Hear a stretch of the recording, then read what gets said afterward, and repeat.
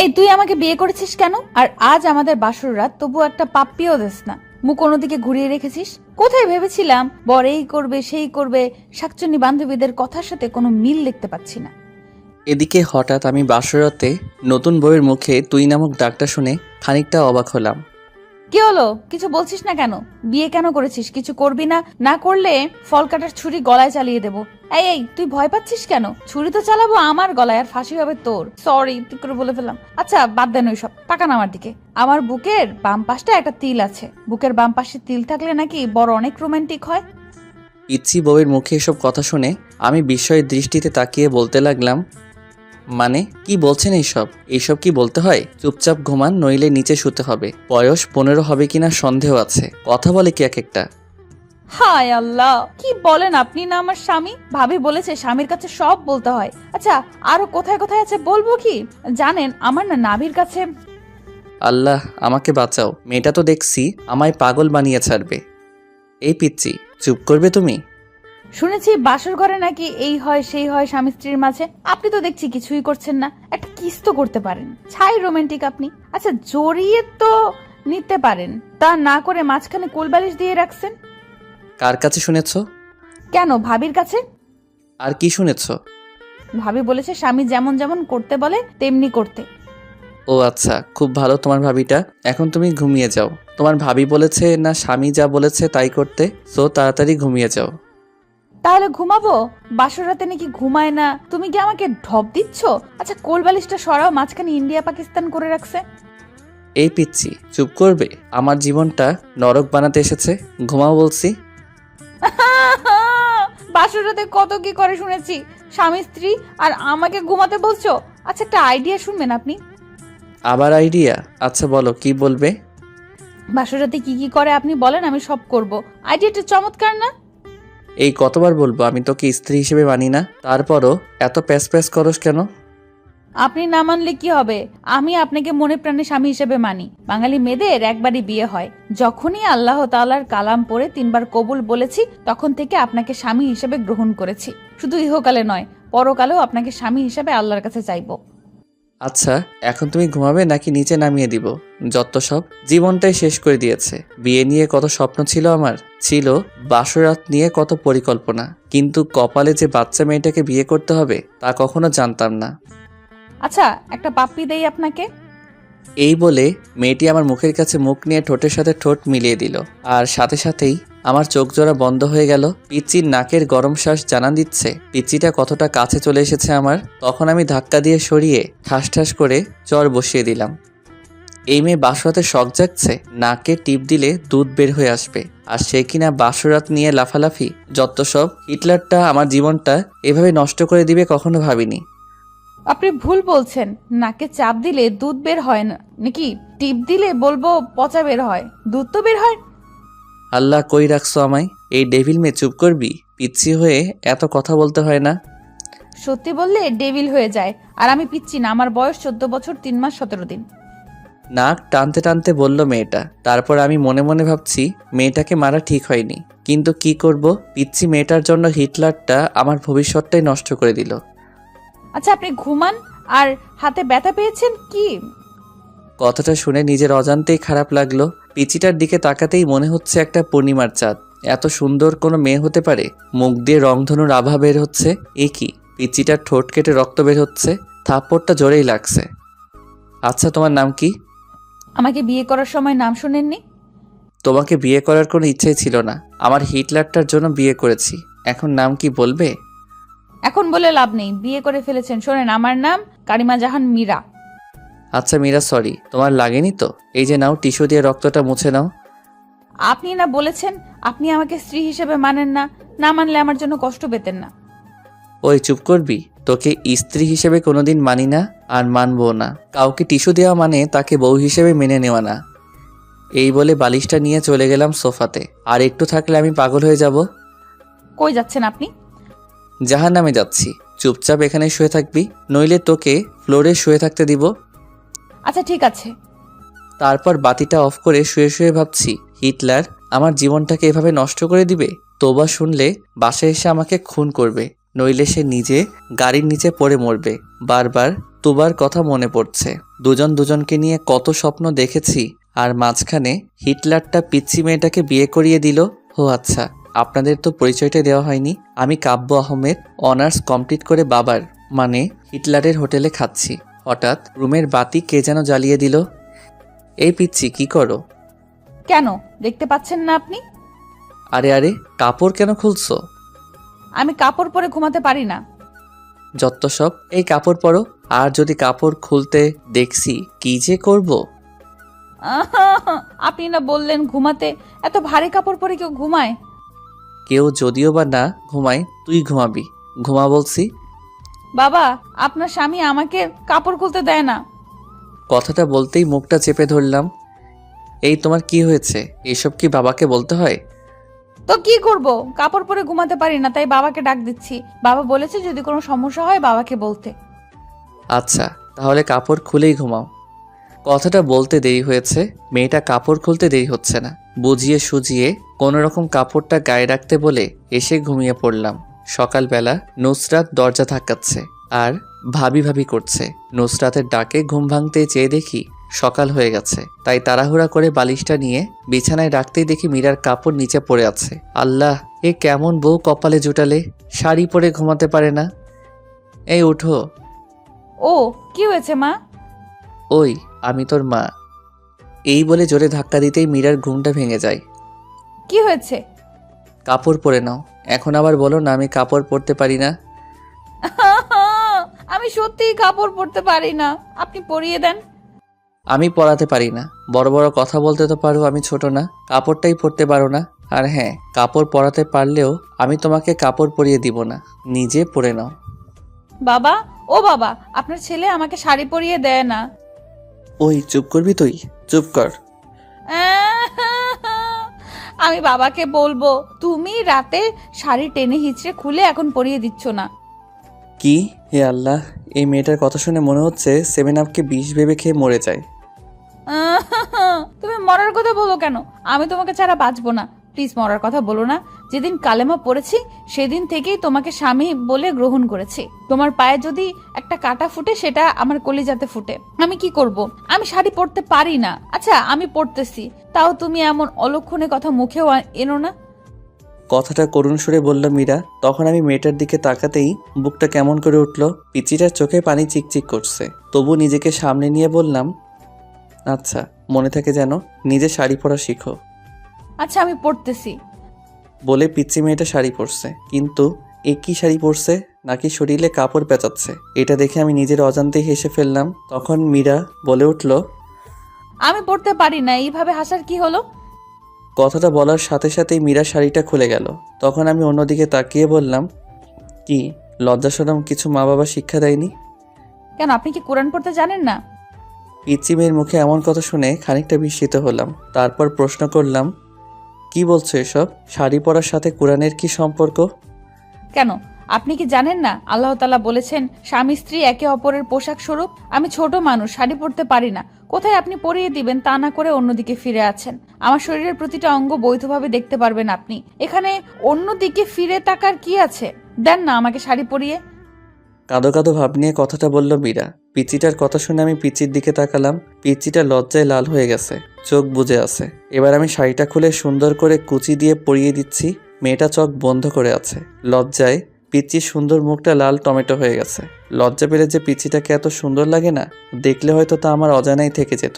তারপর ফ্লোরে পড়ে থাকা শাড়িটা হাতে সম্পূর্ণ কুচি দেওয়ার পর নাভির কাছে গুজে দেওয়ার সময় কেমন যেন কেঁপে উঠল। পিচ্চির নিঃশ্বাস ভারী হয়ে আসছে, ঠোঁট দুটি কাঁপছে। এদিকে আমি আর নিজেকে কন্ট্রোল করতে পারছি না। পিচ্চির ঠোঁট দুইটা হঠাৎ আমার ঠোঁটের সাথে মিশে যাওয়ার আগেই আমার হাতটা ধরে ফেললো। কি হলো? প্লিজ, আর না, আমি আর পারছি না, শরীরটা থরথর করে কাঁপছে। কেন, কি হয়েছে? শরীর খারাপ করলো নাকি? না। এই বলে শাড়ির কুচিটা হাতে নিয়ে নিজেই গুজে দিয়ে বলল, হাদারাম কিছুই বোঝে না, কোথায় হাত দিলে কি হয়। বলেই রুম থেকে বেরিয়ে গেল মীরা। পিচিটার কথা শুনে ফ্লোরে বসে পড়লাম আমি। তার কিছুক্ষণ পর রুম থেকে বের হতেই সবাই হা করে তাকিয়ে আছে আমার দিকে। আমি কি চিড়িয়াখানার বান্দর যেভাবে সবার তাকায় থাকা লাগবে? মনে মনে ভাবছি, হিটলারটা আমার জীবনটা নষ্ট করে দিয়ে কিভাবে হা করে তাকিয়ে আছে দেখো। আমার কথা শুনে সবাই একসাথে হেসে দিল। পিচিটা মুখ ধরে হাসছে। ইচ্ছা করছে সব দাঁত ভেঙে দেই। কিভাবে হাসছে! সত্যি কি বিয়ে করে চিড়িয়াখানার বান্দর হয়ে গেলাম? এরপর সবাইকে উদ্দেশ্য করে বললাম, কি হলো, সবাই হাসছো কেন? বলবে তো? ভাইয়া, তুমি ঠিকমতো লিপস্টিক দিতে পারো না? ভাবি, তুমি ভাইয়াকে সুন্দর করে সাজিয়ে দিও। নুসরাত মীরাকে উদ্দেশ্য করে বলল, এদিকে সবকিছু যেন আমার মাথার উপর দিয়ে যাচ্ছে। আমি কিছুই বুঝে উঠতে পারছি না। সবাই হাসতেছে। আরে তোমরা সবাই কেন হাসছো তা তো একবার বলবে। বুঝতেছি না। ওই জান্নাত, ফাইজলামি না করে বল কি হয়েছে? আমি কি বিয়ে করে জোকার হয়ে গেলাম? আর তোরা যেভাবে হাসছিস মনে হচ্ছে আমি চিড়িয়াখানা থেকে বের হয়ে আসলাম। ভাইয়া, তোমার মুখে লিপস্টিক লেগে আছে, যাও ফ্রেশ হয়ে আসো। মানে? রাতে পিচিটা এমন কাজ করেছে, নিজের উপর নিজেরই রাগ হচ্ছে। পিচিটাকে দেখি মিটিমিটি হাসছে আর মনে মনে ভাবছে এখন কেমন লাগে রাতে আমাকে ঠকানোর ফল। পিচিকে ঠকালে আল্লাহ বিচার করে। তারপর আমি দৌড়ে চলে গেলাম ওয়াশরুমে। ফ্রেশ হয়ে ব্রেকফাস্ট করে নিলাম। তারপর আবারও রুমে চলে আসলাম। আর এইভাবে দিন পার। সন্ধ্যাবেলায় ফোনটা ক্রিং ক্রিং করে বাজছে। আমি ফোন ধরতেই ওপাশ থেকে চাপা কান্নার আওয়াজ। ফোনের ওপাশ থেকে কোনো কথা আসছে না, শুধু চাপা কান্নার আওয়াজ ছাড়া। বুকের ভেতরটা হাহাকার করছে। কলিজাটা ক্ষত বিক্ষত হয়ে যাচ্ছে। কারণ ফোনের ওপাশে যে মানুষটি কান্না করতেছে সে আর কেউ নয়, আমার ভালোবাসার মানুষ সাথী। নিজের অজান্তেই চোখ থেকে টুপটাপ করে পানি পড়ছে। এভাবে প্রায় 5 মিনিট পর ওপাশ থেকে সাথী বলল, কি অপরাধ করেছিলাম? কেন করলে আমার সাথে এমন? আমি তো তোমার পায়ের নিচে এক টুকরো জায়গা চেয়েছিলাম, কিন্তু তুমি আমার কলিজাতে ছুরি চালিয়ে দিয়ে বিয়ে করে নিলে। আমাদের 3 বছরের রিলেশনশিপ কিভাবে ভুলবো? তাই সিদ্ধান্ত নিয়েছি সুইসাইড করব। যে জীবনে আমার ভালোবাসার মানুষকে পাবো না, সে জীবন রেখে কি করব? সাথীর মুখে সুইসাইডের কথা শুনে হঠাৎ আমি থমকে গেলাম। আমার মনে হচ্ছে কেউ যেন আমার বুক থেকে কলিজাটা বের করে নিচ্ছে। কি বলবো কিছু ভাবতে পারছি না। তখন সাথীকে বললাম কিভাবে আমার আর মীরার বিয়ে হয়েছে আর কেন আমি বিয়েটা করলাম। সাথীকে বললাম ওই মেয়েকে কাবিনের 6 লক্ষ টাকা দিয়ে আগামী 6 মাসের মাঝেই ডিভোর্স দিয়ে দিব বলে সাথীকে একটা পাপ্পি দিয়ে ফোনটা রেখে দিলাম। কিন্তু ফোন রেখে পিছন দিকে তাকাতেই দেখি পিচ্চিটা আমার পিছনে দাঁড়ানো, চোখ থেকে অশ্রু গাল গড়িয়ে পড়ছে। আমি ফিরে তাকাতেই দৌড়ে রুমে গিয়ে দরজা লক করে দিল।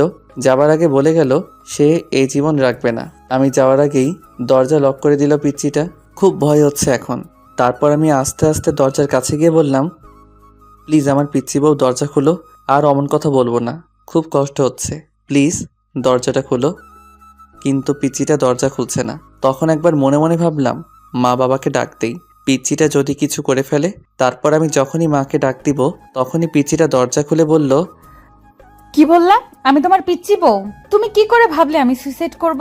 আর ওই শাকচুন্নিটা তোমার সাথে ঘর করবে? আমি তোমায় ছাড়ছি না। তবে আমি সব শ্বশুরকে বলে দিব। বলবো তুমি এক শাকচুন্নিকে বলছো যে তুমি তাকে বিয়ে করবে, আমাকে ডিভোর্স দিবে। আরে না না, তেমন কিছুই না, আমি তো মজা করছি। আমার বউটা কত কিউট। মিথ্যা গুছিয়ে বলতে হয়। আমাকে ডব দিচ্ছ, আমি বাবাকে ঠিকই বলে দিব। প্লিজ মীরা, বলো না। বলবো না, তবে একটা শর্ত আছে। কিসের শর্ত? আমাকে 5 মিনিট কিস করতে হবে। হোয়াট? কিস? না, লিপ কিস। সম্ভব না, প্লিজ পাগলামি করো না। কি করব? আমি না তোমার বউ? বাসুরাতে কিছু করছো? না বিড়াল মারছো নাকি অন্য কিছু? একটা বিড়াল ধরে মারলে কি এমন ক্ষতি হতো? ভাবি তো বলে দিল ঠিক মতো বিড়াল মারতে, এখন আবার লিপ কিসও করতে চাচ্ছ না। আমি ছোট বলে ঠকাচ্ছ? আমি বাবাকে সব বলে দিব। বলবো যে তুমি... আচ্ছা এক্ষুনি বলছি। বাবা, ও বাবা। কথাটা বলার আগেই শত অনিচ্ছা থাকা সত্ত্বেও নিজেকে বাঁচাতে পিচ্চিটার ঠোঁটের সাথে ঠোঁট মিলিয়ে দিলাম। দেখলাম পিচ্চির চোখ জোড়া বন্ধ হয়ে আছে। পিচ্চিটা শক্ত করে জড়িয়ে ধরে আছে আমায়। আমি ছাড়াতে চেয়েও ছাড়াতে পারছি না। তখন হঠাৎ দরজার বাইরে থেকে জান্নাত ডাকছে। জান্নাত। দরজা ধাক্কা মেরে খোলার সাথে সাথেই আমি মীরাকে নিজের কাছ থেকে ছাড়িয়ে নিলাম। তারপর জান্নাত এসে বলল যে বাবা আমাকে আজ অফিস যেতে বলছে। তারপর জান্নাতকে আমি বললাম বাবাকে বলো আমি অফিস যাচ্ছি। তারপর রেডি হয়ে বাসা থেকে বের হয়েই স্বস্তির নিঃশ্বাস নিলাম। পিচিটার হাত থেকে বাঁচলাম। তখন গাড়িতে থাকা অবস্থায় একটা মেসেজ আসলো। মেসেজে লেখা ইমোতে আসো। ইমোতে গিয়ে দেখি সাথী হাত কেটে পিক দিয়েছি। সাথে সাথেই ফোন দিলাম। কতক্ষণ রিং হওয়ার পর ফোন ধরলো সাথী। এই পাগলি, এমনটা কেউ করে? আমি কাকে নিয়ে বাঁচবো? আমি যে তোমাকে ছাড়া বাঁচবো না।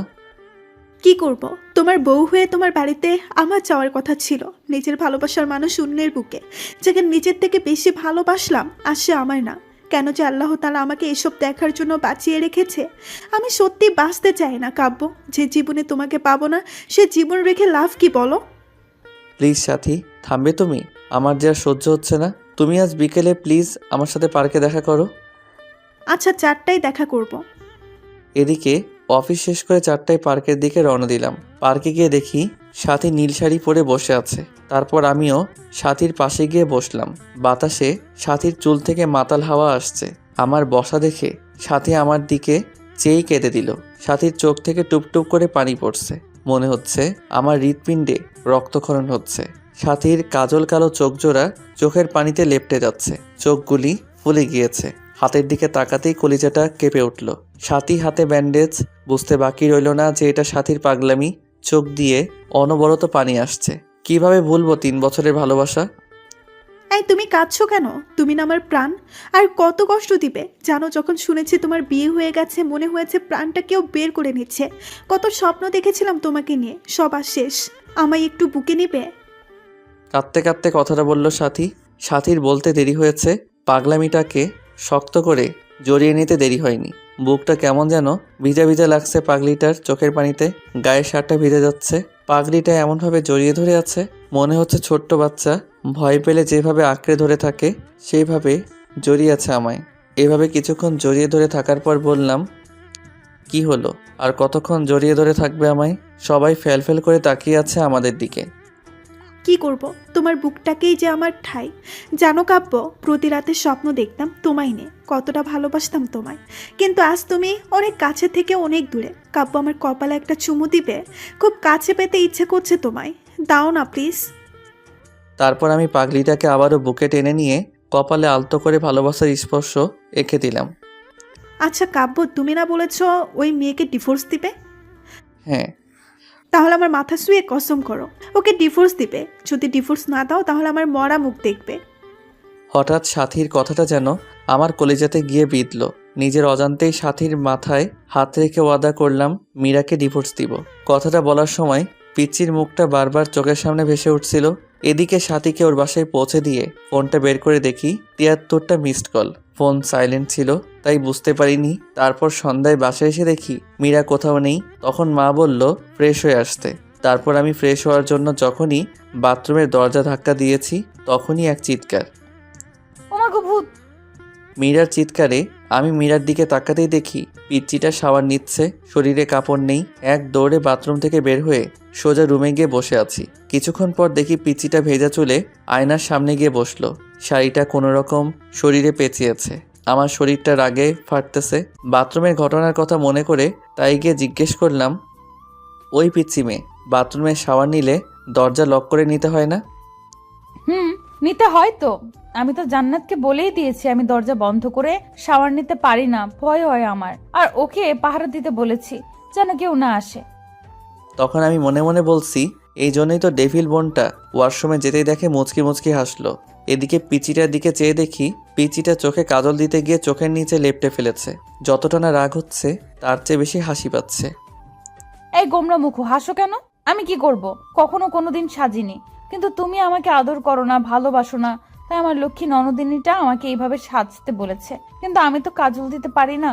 দিয়ে দাও না, সেদিনের মতো শাড়ি পরিয়ে দাও না প্লিজ। পিচিটার কথা শুনে আমার খুব রাগ হচ্ছে। বাবা যে কি দেখে পিচিটাকে আমার ঘাড়ে চাপিয়েছে। এই পিচ্ছি, আরেকবার শাড়ি এবং কাজল দিয়ে দেওয়ার কথা বললে ঘর থেকে বের করে দিব। পিচ্ছিটা কথাটা শুনে সাথে সাথে কান্না করে দিল আর হেসকি দিতে দিতে বলল, আমাকে তাড়িয়ে দিও না। তুমি তাড়িয়ে দিলে আমি কোথায় যাব? আমার যে কেউ নেই তুমি ছাড়া। তখন আমি কোনো জবাব না দিয়ে রুম থেকে বের হয়ে গেলাম। মা খাবার বেড়ে দিলে যখনই খাবার মুখে দিব তখনই বলল, কাব্য বাবা, মীরা মাটা খায়নি। মীরা বলছিল তুই আসলে খাবে। জানিস বাবা, ছোট মেয়ে তো, সারাদিন এত করে বলার পরেও কিচ্ছু খায়নি। মেয়েটার মুখের দিকে তাকানো যায় না। ওকে নিয়ে একসাথে খা। মার কথা শুনে নিজের অজান্তেই মনটা খারাপ হয়ে গেল পিচ্চি মেয়ের পাগলামি দেখে।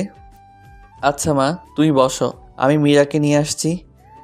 এই বলে রুমে গিয়ে দেখি পিচ্চিটা ড্রেসিং টেবিলের সামনে বসে এখনও কাঁদছে। এই মীরা, তুমি খাওনি কেন? স্বামীকে ছাড়া কোনো স্ত্রী খায়? আচ্ছা চলো একসাথে খাবো। আর হ্যাঁ, আজকের পর খাবার সময় হলে খেয়ে নিবে, আমার জন্য অপেক্ষা করতে হবে না। না, আমি খাবো না। তুমি একটা পচা, আমাকে আদর করো না। খেতে পারি, তার আগে আমার চোখে কাজল দিয়ে দিবে, কালকের মতো শাড়ি পরিয়ে দিবে। জানো, তোমার স্পর্শ আমার অঙ্গ জুড়ে থাকে। তুমি বোঝো না তোমার স্পর্শে আমি কতটা শিহরিত। তারপর নিজের অনিচ্ছা সত্ত্বেও পিচিটার চোখে কাজল এবং শাড়ি পরিয়ে দিলাম। রাতে একসাথে খেয়ে একটা বালিশ আর চাদর নিয়ে আমি ফ্লোরে শুয়ে পড়লাম, পিচিটাকে খাটে শুতে দিয়ে। এদিকে পিচিটা খাটে শুয়ে থাকার জন্য বললেও ধমক দিতেই আর কিছু বলেনি। এদিকে রাতে ঘুমিয়ে গেছি, হঠাৎ বুকটা ভারী ভারী লাগছে। চোখ খুলতেই ভূত দেখার মতো ভয় পেলাম, কারণ মীরা আমার বুকে শুয়ে আছে। চাঁদের আলো জানালার কাজ ভেদ করে পিচিটার মুখে এসে পড়ছে। এত মায়াবতী লাগে, কোনো মেয়েকে চাঁদের আলোয় না দেখলে হয়তো আমার অজানাই থেকে যেত। তখন হঠাৎ সাথীর কথা মনে হতেই পিচিটাকে বুক থেকে সরিয়ে দেওয়ার জন্য ধাক্কা দিতেই আরো শক্ত করে জড়িয়ে ধরল। এই কি করছো, ওঠো বলছি। কিন্তু মীরা ঘুমের মাঝেও চোখ খুলতে খুলতে বলল, আমার স্বামীকে জড়িয়ে ধরে আছি, এতে খারাপের কি? আমার অধিকার আমি আদায় করে নিব। তখন আমি মীরাকে বুক থেকে ছাড়িয়ে কষে একটা থাপ্পড় দিয়ে বলতে লাগলাম, তোকে বলেছি না আমাকে স্বামী না ভাবতে, কেন জড়িয়ে ধরে থাকিস? আমি বলছি না তোকে ডিভোর্স দিয়ে দিব? কথাটা বলতে খাটে চলে গেল মীরা। আমি আবার গভীর ঘুমে হারিয়ে গেলাম। এদিকে ঘড়ির কাঁটা 1টা বাজতেই মীরা ঘুম থেকে ওঠে, সুন্দরভাবে অজু করে 2 রাকাত নামাজ শেষ করে মোনাজাত ধরে বলতে লাগলো, হে পরওয়ারদিগার, আমার আল্লাহ, তুমি তো সর্বশক্তিমান। তোমার হুকুম ছাড়া গাছের একটা পাতাও নড়ে না। তুমি ছাড়া তো আমার কষ্ট বোঝার মতো কেউ নেই। এই মধ্যরাতে পৃথিবীর সবাই যখন গভীর ঘুমে, তখন তোমার অভাগী বান্দিটা তোমার দরবারে 2টি হাত তুলে ধরেছে। তুমি কি দেখো না আল্লাহ, আমি আমার স্বামীকে কতটা ভালোবাসি? আমার বুক থেকে আমার স্বামীকে তুমি কেড়ে নিও না। তোমার পবিত্র কালেমা পড়ে বিবাহ নামক পবিত্র বন্ধনে আবদ্ধ হয়েছি, এই বাঁধন ছিন্ন করো না। বাঁচবো না আল্লাহ। ও আল্লাহ, আমার স্বামীর পায়ের নিচের জায়গাটুকু আমাকে ভিক্ষা দাও। কথাটা বলে ফুপিয়ে ফুপিয়ে কাঁদতে লাগলো মীরা। পরের দিন সকালে মায়ের ডাকে ঘুম ভাঙলো। বাবা আজকে অফিসে যেতে না বলে মীরাকে কলেজে ভর্তি করিয়ে দিতে বলল।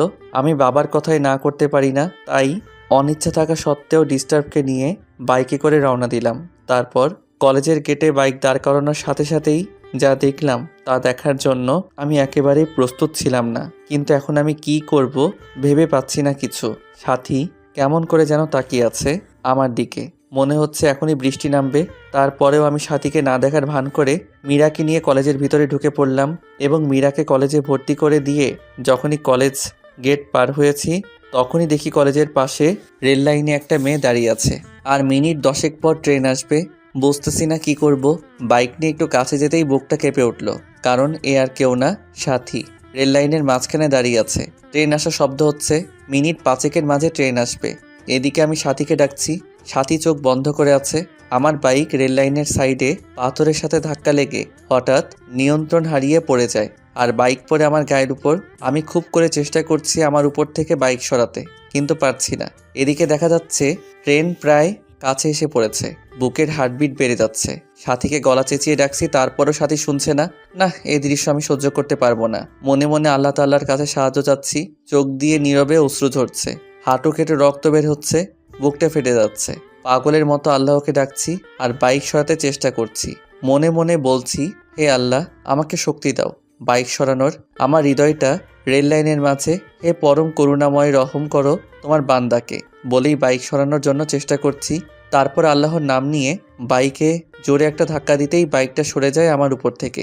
এদিকে ট্রেন প্রায় সাথীর কাছে এসে পড়েছে। আমি তখন দৌড়ে গিয়ে সাথীকে রাস্তা থেকে সরিয়ে তাড়াতাড়ি করে বুকে জড়িয়ে নিলাম। সাথী কাঁদছে। এদিকে এখন আমার হাঁটু থেকে রক্ত বের হচ্ছে। সাথী কান্না করে করে আমার শার্ট ভিজিয়ে দিচ্ছে। তারপর সাথীকে বুক থেকে ছাড়িয়ে কষে একটা থাপ্পড় দিয়ে বললাম, এই পাগলি, কেন এমন পাগলামি করছো? জানো না তোমাকে ছাড়া আমি নিজেকে ভাবতে পারি না? কেন মরতে যাচ্ছিলে?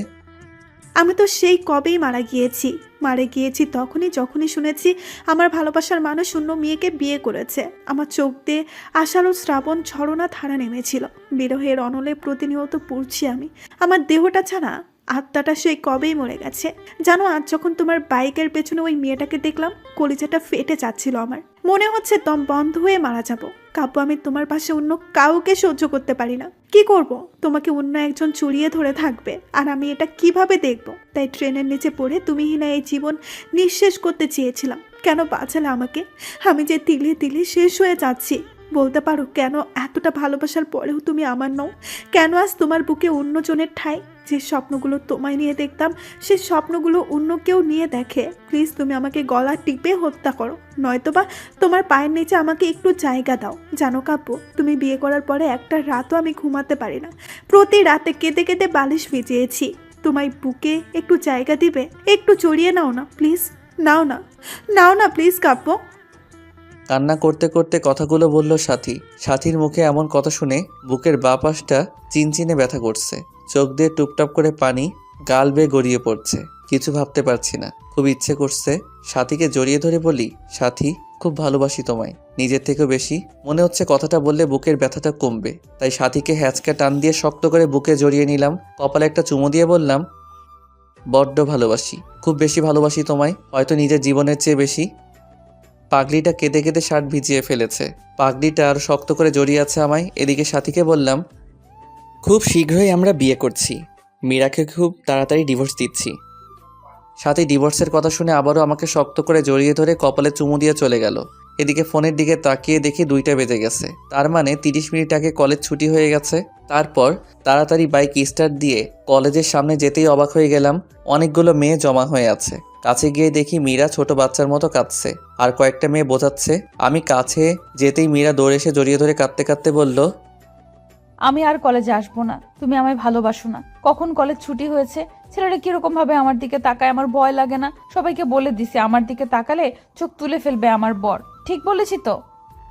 এদিকে মীরার কথা শুনে সবাই হাসছে মুখ ধরে। পাশ থেকে একটা মেয়ে বলে ফেললো, ভাইয়া, পৃথিবীতে খুব কম ছেলে আপনার স্ত্রীর মতো বউ পায়। একটা মেয়ে যে স্বামীকে এত ভালোবাসতে পারে। সারাটা দিন ক্লাসের মাঝে আপনার কথাই বলেছে। আপনি নিতে আসতে দেরি করছেন বলে ছোট ছোট বাচ্চা মেয়ের মতো কাঁদছে, হাসিও পাচ্ছে আবার কান্নাও আসছে। এখনকার যুগে এমন মেয়েও পাওয়া যায়? তারপর আমি সবার কাছ থেকে মীরাকে নিয়ে বাইকে উঠাতেই মীরা শক্ত করে জড়িয়ে ধরলো। মনে হচ্ছে খুব ভয় পাচ্ছে। তারপর মীরাকে নিয়ে বাসায় আসার পর মাকে কান্না করে করে সব বলল। এদিকে রাগে আমার শরীরটা ঘ্যান ঘ্যান করছে। তারপর দুপুরে খেয়ে বন্ধুদের সাথে আড্ডা দিতে চলে গেলাম। আড্ডা দেওয়া শেষ করে রাত 9টার সময় ফোন বের করে দেখি বাবা 5 বার ফোন দিয়েছে। অন্যদিকে মীরার নাম্বার থেকে 100+ ফোন এসেছে। তখন তাড়াহুড়ো করে বাসায় গিয়ে দেখি বাবা দরজায় দাঁড়িয়ে আছে। বাবার সামনে যেতেই বাবা বলল, ঘরে নতুন বউ রেখে বাইরে কোন ছেলে থাকে? আর যদি এমন হয় আমার বাড়ি থেকে বের হয়ে যাবি। তখন আমি কিছু না বলে রুমে গিয়ে শুয়ে পড়লাম। কিছুক্ষণ পর দেখি মীরা আমাকে ডাকছে। এই ডাকতেছো কেন, কি হয়েছে? তুমি খাবে না? বাবা খুব বকা দিয়েছে তাই না? এই নাও হা করো, আমি খাইয়ে দেই। মীরা কথাটা বলে মুখের কাছে খাবার তুলে দিতেই একটা থাপ্পড় বসিয়ে দিলাম। সাথে সাথে খাবারের প্লেটটা ফোড়ে ফেলে দিলাম। তারপর বললাম, এই তুই কি চাস? আমার জীবনটা তো নরক বানিয়ে দিয়েছিস। আমার বুক থেকে আমার ভালোবাসার মানুষটাকে সরিয়েছিস। এখন আমার বাবার কাছ থেকে আমাকে দূরে সরিয়ে আমার সমস্ত সম্পদ তোর করার প্ল্যান করছিস। আমি তোকে এই মাসে ডিভোর্স দিব। একদমই কথাটা বলে নিলাম। তাকে দেখলাম মীরার ঠোঁট কেটে রক্ত বের হচ্ছে। জানো, তোমার সাথে খাবো বলে আমি এখনো খাইনি, ক্ষমা করে দিও প্লিজ। এতিম তো, এতিমখানায় বড় হয়েছি আমি, তাই বাবা মার আদর পাইনি। তোমার বাবা মাকে নিজের বাবা মা করে নিয়েছিলাম, শুধু ভালোবাসা চেয়েছিলাম আর কিচ্ছু না। এতিম হয়ে জন্ম নিলেও সম্পদের প্রতি কোনো মোহ নেই আমার। আমি মীরার দিকে চেয়ে দেখি মীরা কাঁদছে, চোখগুলি লাল হয়ে গেছে। ন্যাকা কান্না দেখে শরীরটা রাগে ফেটে যাচ্ছে। দু নয়নে দেখতে মন চাচ্ছে না মীরাকে। এই এতিম মেয়েটার জন্যই আজ সাথী মরতে বসেছিল। এই তুই এখানে কাঁদবি না প্লিজ, তোর অলক্ষণে চেহারা নিয়ে আমার চোখের সামনে থেকে দূর হয়ে যা প্লিজ। কথাটা বলে শুয়ে পড়লাম। এদিকে মীরা সুন্দর করে উজু করে শ্বশুরের দেওয়া কুরআনটা পড়ে নামাজে দাঁড়িয়ে গেল। নামাজ শেষ করলো কেঁদে কেঁদে। নামাজ শেষ করে আজকেও মোনাজাত ধরে আল্লাহর কাছে অনেকক্ষণ কাঁদলো। তারপর মোনাজাত শেষ করে রুমে গিয়ে শুয়ে পড়ল। ফজরের নামাজের আজান শুনে ঘুম ভাঙতে আমি অবাক হলাম। মীরা মেয়েটাকে রাতে এত বকা দেওয়ার পরেও আমাকে জড়িয়ে ধরে শুয়ে আছে। মন চাচ্ছে ধাক্কা দিয়ে ফেলে দেই। এ কি হচ্ছে, ওঠো। আর একটু ঘুমাই। এই বলে আরো শক্ত করে জড়িয়ে ধরলো। এখন আমার ধৈর্যের বাঁধ ভেঙে যাচ্ছে। জোরে একটা ধাক্কা দিয়ে বিছানা থেকে ফেলে দিলাম। আহ করে চিল্লানি দিয়ে উঠল মীরা। তারপর আমি বিছানা থেকে উঠে ফ্রেশ হয়ে এসে দেখি মীরা খুঁড়িয়ে খুঁড়িয়ে হাঁটছে। মীরা মা, তোমার কি হয়েছে? খুঁড়িয়ে খুঁড়িয়ে হাঁটছো কেন? আম্মু রাতে ঘুম থেকে উঠে পাঁজরে ব্যথা পাচ্ছি। কথাটা বলে করুণভাবে আমার দিকে তাকালো মীরা।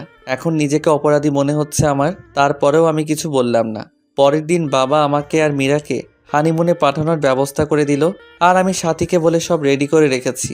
আমাদের সাথে সাথীও কক্সবাজার যাবে, সবাই জানবে আমি হানিমুন করতে যাচ্ছি মীরার সাথে, কিন্তু না, আমি হানিমুন করব সাথীর সাথে। সাথীকে এসব বলে ফোন রাখতেই পিছন দিকে তাকাতেই দেখি মীরা সিলিং ফ্যানের সাথে ঝুলছে। এমন একটি ওড়না গলায় পড়ছে, এটা দেখার সাথে সাথেই বুকের ভিতর কেমন জানি একটা চিনচিনে ব্যথা করতে লাগলো। আমি দৌড়ে গিয়ে মীরাকে একটা থাপ্পড় দিয়ে দিলাম। মীরা, কি করছো এসব? দেখছেন না কি করছি? আমি ছোট বলে, এতিম বলে কারো ভালোবাসা পাবো না? বিয়ের পর সকল নারী তার স্বামীর অধিকার চায়, আর আপনি বিয়ের পর অধিকার তো দূরের কথা, একদিন রাতে আপনার বুকে ঘুমাতে পর্যন্ত দেননি। কতটা স্বপ্ন দেখেছিলাম তোমায় নিয়ে, কিন্তু তুমি আমায় রেখে অন্য মেয়ের সাথে অবৈধ সম্পর্ক করতে চাচ্ছ। প্লিজ মীরা, বোঝার চেষ্টা করো, এখন এসব বলার সময় নয়, চলো, দেরি হয়ে যাচ্ছে, গাড়ি মিস করবো আবার। তারপর মীরা আর কিছু বলল না। এদিকে মীরার এসব কাণ্ড কারখানা সব সাথীকে বললাম। সাথী বলল কোনো চিন্তা না করতে। অবশ্য আমাদের সাথে একই গাড়িতে সাথীও গেল কক্সবাজার। কক্সবাজার আসার পর রাতের বেলা রুমে শুয়ে আছি, তখন হঠাৎ সাথীর ফোন ধরতেই সাথী বলল পাশের রুমে এসো। এদিকে আমি পাশের রুমে যেতেই সাথী 7 আপের সাথে কি যেন মিশিয়ে দিয়ে খেতে বলল।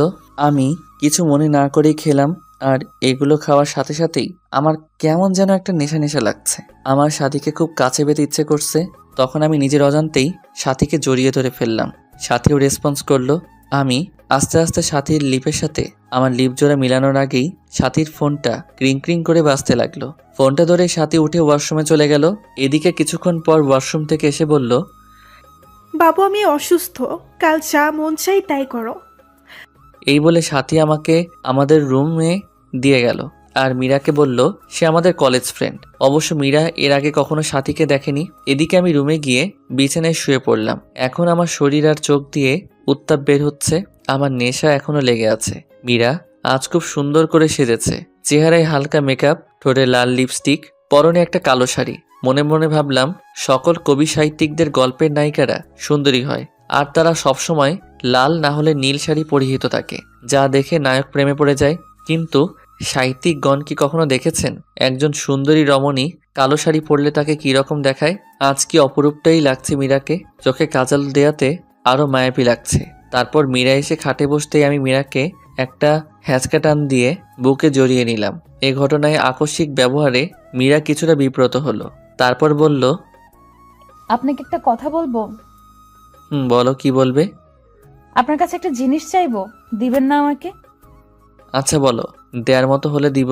টাকা লাগবে কি? না, আমার টাকা চাই না, আমার তো তোমাকে চাই। কি বললে? না কিছু না। শোনো, তুমি কি আমাকে একটা কিউট মেয়ের মা বানাবে, যার নাম হবে তোমার পছন্দের নাম রাইসা? লজ্জাভরা মুখে কথাটা বলে মাথা নিচু করে ফেলল মীরা। ইস, বাবুর মা হবার কথা বলে কিরকম লজ্জা পেয়েছে।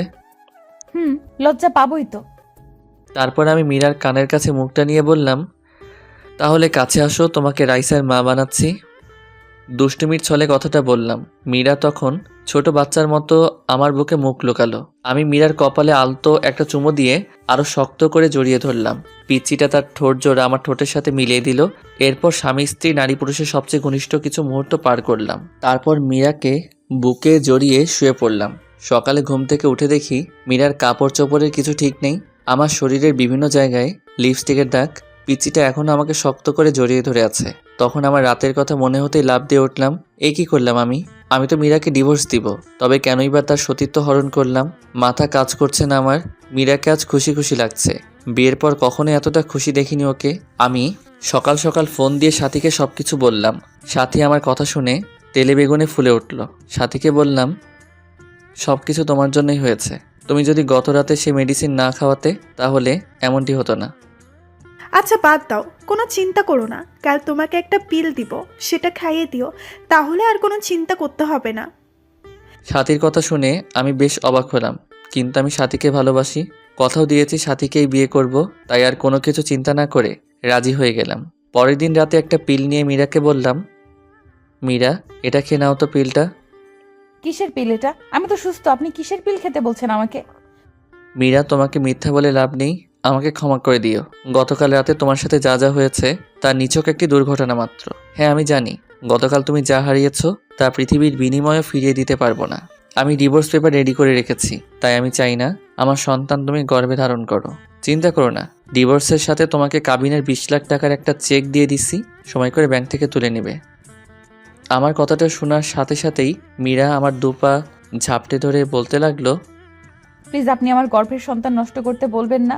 আপনার মন চায় আপনি আরো একটা বিয়ে করে নেন, আমি কখনো কোনো দিন আপনার কাছে স্বামীর অধিকার চাইবো না। আর আপনার বাড়িতে তো 2টা কাজের মেয়ে রাখছেন, আমাকে নিয়ে না হয় 3টা হবে। প্লিজ আমার সন্তানকে নষ্ট করে দিতে বলবেন না প্লিজ। আমি সারা জীবন আপনাদের বাসায় কাজের মেয়ে হয়ে থাকবো, কোনো পারিশ্রমিক দিতে হবে না আমাকে, শুধু আমাকে ডিভোর্স দিয়েন না।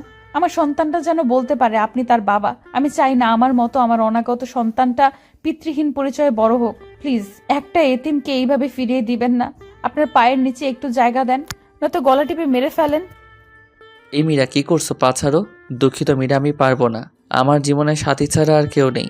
এখন পিলটা খেয়ে নিবে, আর যদি না খাও তাহলে মনে করব তুমি আমার বুকে পা রেখে তুমি গর্ভধারণ করবে। এখন তোমার ইচ্ছা। প্লিজ এমন কসম দিও না, আমার কাছে যে তোমার স্থান সবার উপরে। পারবো না আমি তোমার বুকে পা রেখে সন্তানকে নিজের মাঝে বড় করতে। ক্ষমা করে দিও মীরা, এছাড়া আমার আর কোনো উপায় ছিল না। এই নাও পিল, আর এই নাও পানি খেয়ে নিও। আচ্ছা দাও। এই বলে জন্ম নিয়ন্ত্রণ পিলটা হাতে নিয়ে নিল মীরা। চোখ থেকে টপ টপ করে পানি পড়তেছে। করুণ দৃষ্টিতে তাকিয়ে আছে আমার দিকে। মনে মনে ভাবছে হয়তো আমি বলবো পিল খেতে হবে না মীরা, কিন্তু না, আমি কোনো কথা বললাম না। মীরা আমার দিকে তাকিয়ে থেকে বিষ যেমন করে মানুষ মুখে নেয় তেমনি করে মুখে নিয়ে নিল। গ্লাস থেকে একটু পানিও মুখে দিল। নিজের অজান্তেই মনে হচ্ছে খুব বড় কোনো পাপ করে ফেললাম আমি। এদিকে বাবা ফোন করলো যে বাবা অসুস্থ, তাই বাড়ি ফিরে যেতে হবে। মনে মনে স্থির করে নিলাম বাড়িতে ফিরেই ডিভোর্স পেপারের জন্য আবেদন করব। তারপর মীরাকে নিয়ে বাসায় ফিরলাম। এদিকে সাথী বলল যে মীরাকে আমাদের দুজনের মাঝ থেকে যত তাড়াতাড়ি সম্ভব সরিয়ে ফেলবে। আমি অনেক বোঝানোর পরেও সাথী বলল, সেদিন কক্সবাজারে মেয়েটা যা বলেছে সব শুনেছি আমি। আর সবচেয়ে বড় কথা হলো, মেয়েটাকে তোমার বাবা অনেক স্নেহ করে। আমি তোমাদের বাড়ির রহিমের কাছে খবর পেয়েছি যে তোমার বাবা নাকি তোমার সম্পত্তি মীরার নামে লিখে দিবে, তাই আমাদের ভবিষ্যতের জন্য মীরাকে আমাদের পথ থেকে সরিয়ে দিবে। আমি তোমাকে না বলেই প্রফেশনাল কিলারের সাথে কন্ট্রাক্ট করেছি। না সাথী, এ হতে পারে না। আমাদের ভালোবাসার জন্য একটা নিষ্পাপ জীবনকে হত্যা করব না সাথী, এটা করা ঠিক হবে না। বাবু দেখো, আমিও চাই না, কিন্তু আমার মনে হয় না তোমার বাবা কখনো মীরা বেঁচে থাকতে আমাকে মেনে নিবে। আর তোমাকে না পেলে আমি বাঁচবো না, সত্যি মরে যাবো। তুমি আমার নিঃশ্বাস, তুমি আমার বিশ্বাস, আমার প্রাণ। জানো, তুমি মীরাকে বিয়ে করার পর আমি একটি রাতও শান্তিতে ঘুমাতে পারিনি। এতটা ভালোবাসার পরেও কেন আল্লাহ তোমার আর আমার মাঝে এত বড় দেওয়াল তুলে দিল? প্লিজ তুমি আমাকে খুন করে ফেলো, নয়তো আমাকে তোমার বুকে টেনে নাও। তোমার বুকটাই যে আমার শেষ ঠিকানা, তোমার বুকেই আমি শেষ নিঃশ্বাস ত্যাগ করতে চাই। প্লিজ কান্না করো না। আমি সব সইতে পারি, কিন্তু তোমার কান্না সহ্য করতে পারি না। তোমাকে যে বড্ড ভালোবাসি, কিন্তু আমাদের ভালোবাসার জন্য একটা নিষ্পাপ জীবনকে কেমনে সরিয়ে ফেলি? আল্লাহ কি ক্ষমা করবে আমাদেরকে? জানি এটা অন্যায়, কিন্তু এছাড়া আমাদের আর কোনো উপায় নেই। কথাটা বলেই আমার হাতটা নিয়ে সাথীর গলা চেপে ধরে মেরে ফেলতে বলল। প্লিজ কিল মি, আমাকে গলা চেপে মেরে ফেলো কাব্য। আমি তোমাকে ছাড়া বাঁচতে পারবো না। জানো কাব্য, মেয়েরা সব কিছুর ভাগ দিতে পারলেও তবে একটা ভাগ কখনো কাউকে দিতে পারে না, আর তা হলো তার ভালোবাসার ভাগ। বিশ্বাস করো, আমার একদম সোচা হয় না মীরাকে। যে বুকে আমার থাকার কথা সে বুকে অন্য একটা মেয়ে থাকে। যে স্বপ্ন আমি তোমাকে নিয়ে দেখেছি সে স্বপ্ন পূরণ করছে অন্য একটা মেয়ে। কাব্য প্লিজ, আমাকে তুমি হত্যা করতে পারবে না, পারবে না তোমার সেই স্ত্রী মীরাকেও হত্যা করতে, কিন্তু তোমাকে আমায় হত্যা করতে হবে। তুমি না আমি এই জীবনটা কি করব? কথাটা বলে কাঁদতে কাঁদতে ব্লেড দিয়ে হাতে পোজ দিয়ে দিল সাথী। সাথে সাথে হাত থেকে ফিরকি দিয়ে রক্ত বের হতে লাগলো। সাথীর চোখ দিয়ে টুপ টুপ করে পানি পড়তে লাগলো। সাথীর রক্ত দেখে আমার নিজের কলিজাটা ফেটে যাচ্ছে। ঠাস করে একটা চর বসিয়ে দিলাম সাথীর গালে। আমার থাপ্পড় খেয়ে ফুপিয়ে কাঁদতে লাগলো সাথী। তারপর আমি শক্ত করে জড়িয়ে ধরলাম সাথীকে শক্ত করে জড়িয়ে ধরে বলতে লাগলাম, কেন এইভাবে পাগলামো করছো? তোমাকে ছাড়া আমি কেমনে বাঁচবো? মীরাকে তাহলে খুব শীঘ্রই আমাদের মাঝ থেকে সরিয়ে আমার ময়না পাখিটাকে আপন করে নিব। কথাটা বলার সময় বুকের ভেতর একটা চাপা কান্নার আওয়াজ পেলাম। তারপর সাথীকে আমি ছেড়ে দিয়ে সাথীর কপালে একটা ভালোবাসার স্পর্শ এঁকে দিলাম। সাথীকে বাসায় ড্রপ করে বাসায় আসতেই দেখি মীরা খাবার নিয়ে বসে আছে। রাত প্রায় 10টা। আমি কিছু না বলে শুয়ে পড়লাম। আপনি খাবেন না? কিছু খেয়েছেন? মন খারাপ আপনার? হ্যাঁ, বাহির থেকে খেয়ে এসেছি। আর হ্যাঁ, মন খারাপ আমার, আর তার কারণ তুই। কথাটা বলার পর পিচিটার দিকে তাকিয়ে দেখি পিচি কাঁদবে কাঁদবে ভাব। তখন আমি কম্বলটা টান দিয়ে শুয়ে পড়লাম। মাঝরাতে হঠাৎ ঘুম ভাঙতেই দেখি কেউ একজন শক্ত করে জড়িয়ে রেখেছে আমায়। চোখ খুলে দেখি পিচিটা আমার বুকে। চাঁদের আলো পিচিটার মুখে এসে পড়ছে, চুলগুলো রং পাল্টাচ্ছে। হঠাৎ নিচের দিকে তাকাতেই চোখ কপালে উঠলো আমার। পিচিটা শাড়ি খুলে নিচে ফেলে দিয়েছে। আমি জানি মীরা শাড়ি পরে ঘুমাতে পারে না, কিন্তু 3 পিস তো পরে ঘুমায়, তাহলে আজ ইচ্ছা করেই এমন করছে। তবে পিচিটাকে আজ এত সুন্দর লাগছে যা অকল্পনীয়।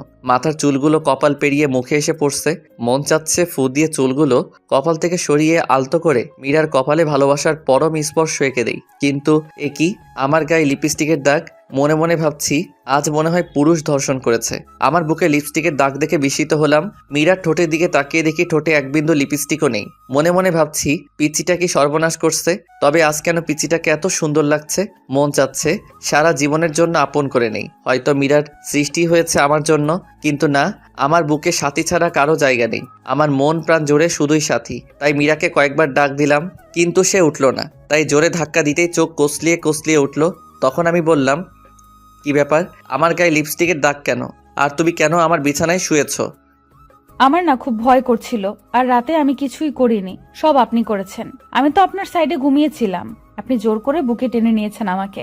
আপনাকে মনে করেছিলাম এমনি অনেক ভালো, কিন্তু ঘুমের ঘোরে আপনি যে এত ডেভিল। না না, ডেভিল না, শুধু ডেভিলের বস। আমাকে লিপ কিস করেছেন, ঘাড়ে কিস করেছেন, বুকেও কিস। এই চুপ অসভ্য মেয়ে। আর কিছুক্ষণ পর বলবে আমার নাভিতে আরো কত জায়গায় করেছি, বলতে হবে না। আপনি ঘুমাননি তাহলে? সব জেগে থেকে ইচ্ছে করেই করেছেন। এই পিচ্চি চুপ করবে? মিথ্যা বলতে লজ্জা করে না? তোমার শাড়ি কে খুলেছে? শাড়ি কেন খাটের নিচে ফেলে রেখেছো? শাড়ি পরতে পারো না? বিয়ে বসেছো কেন? আমি না হয় শাড়ি পরতে পারি না, নিজে তো লুঙ্গিটাও পরতে পারো না, আবার অন্যকে শাড়ি পরার কথা বলে। পিচিটার কথা শুনে নিজের দিকে তাকাতেই চোখ বন্ধ করে ফেললাম। চাদরটা গায়ে জড়িয়ে কষে একটা থাপ্পড় দিয়ে দিলাম মীরাকে। থাপ্পড়টাকে মাটিতে পড়ে গেল মীরা। আমার রাগ চরমে উঠে গেছে। রাগের মাথায় বলতে লাগলাম, এই তুই মরতে পারিস না? আমার জীবনটাকে তো নষ্ট করে দিয়েছিস। তোকে জন্ম দিয়ে তোর মা বাবাকে খেয়েছিস, এখন আমাকেও খাবি নাকি? আর তোকে না বলছি আমি তোকে ডিভোর্স দিয়ে দিব? তারপরও কেন আমার বিছানায় আসিস? আরেকদিন যদি আমার বিছানায় আসিস তাহলে প্রয়োজনে তোকে খুন করে তারপর জেলে যাব।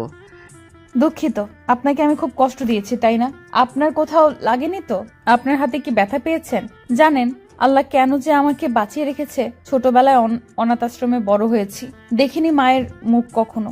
মা ডাকটাও কখনো ডাকতে পারিনি বাবার কাছে আবদারের সুরে কিছু চাইতে। কখনো বাবার কাঁধে চড়ে ঘুরতে পারিনি, পারবোই বা কিভাবে? বাবাকে তো কখনোই দেখিনি। আর এখন আসছি আপনাকে জ্বালাতে। জানেন আত্মহত্যা মহাপাপ, সেজন্যই হয়তো বেঁচে আছি। তা না হলে কখনোই আপনার পথের কাটা হতাম না। আপনার বাড়ির দাসী করে রেখে দিয়েন, পারিশ্রমিক হিসেবে সকাল বিকাল রাতে এভাবে থাপ্পড় দিয়েন, তবুও তো দাসী হয়ে আপনার হাতের স্পর্শটা পাবো। আর বিছানায় আসি, কি করব? ভয় পাই তো, তাই আপনার বুকটাকে নিরাপদ মনে করে শুয়েছিলাম। ক্ষমা করে দিবেন এই এতিমটাকে। নিচের দিকে তাকিয়ে কথাগুলো বলতেছিল, আর চোখ থেকে আষাঢ় শ্রাবণ ঝর্ণাধারায় মতো জল গড়িয়ে পড়ছে মীরার চোখ থেকে। পিচিটার কথা শুনে নিজের কাছেই খুব খারাপ লাগছে। এইভাবে মারাটা ঠিক হয়নি। সবচেয়ে খারাপ লাগছে যখন দেখলাম পিচিটার ঠোঁট কেটে রক্ত পড়ছে। পরের দিন মা বাবা জান্নাতকে নিয়ে নানি বাড়ি চলে গেলে সাথীকে ফোন দিলে সাথী বাড়িতে চলে আসে। এদিকে সাথী আজ পিঙ্ক কালারের একটা শাড়ি পরেছে, হালকা লিপস্টিকের সাথে চুলগুলো ছেড়ে দিয়েছে। সাথী আসলেই সাথীকে নিয়ে বেডরুমে ঢুকে পড়ি। মীরা অবাক নয়নে তাকিয়ে আছে, চোখটা ছলছল করছে। মনে হচ্ছে কখন জানি বৃষ্টি নামবে। কি হলো, দরজায় দাঁড়িয়ে আছো কেন? আজ তুমি জান্নাতের রুমে থাকবে, আজ রাতে আমাদের এই রুমে আসবে না বিরক্তি করতে। আর হ্যাঁ, আমাদের দুজনের জন্য খাবার দিয়েছেও। আমার কথার উত্তরে মীরা আমার মুখের দিকে তাকিয়ে মাথা নাড়িয়ে হ্যাঁ সূচক জবাব দিল। তারপর মীরা চলে গেল। সাথী এসে আমাকে জড়িয়ে ধরে বলতে থাকে, কবে যে পাবো তোমায় সারা জীবনের জন্য? কবে তোমার বুকে মাথা রেখে ঘুমাবো? এদিকে হঠাৎ করেই আমার হাতটা সাথীর স্পর্শকাতর জায়গায় চলে গেল। সাথীর নিঃশ্বাস ভারী হয়ে আসছে, ঠোঁট জোড়া আকর্ষণ করছে মিশে যাওয়ার।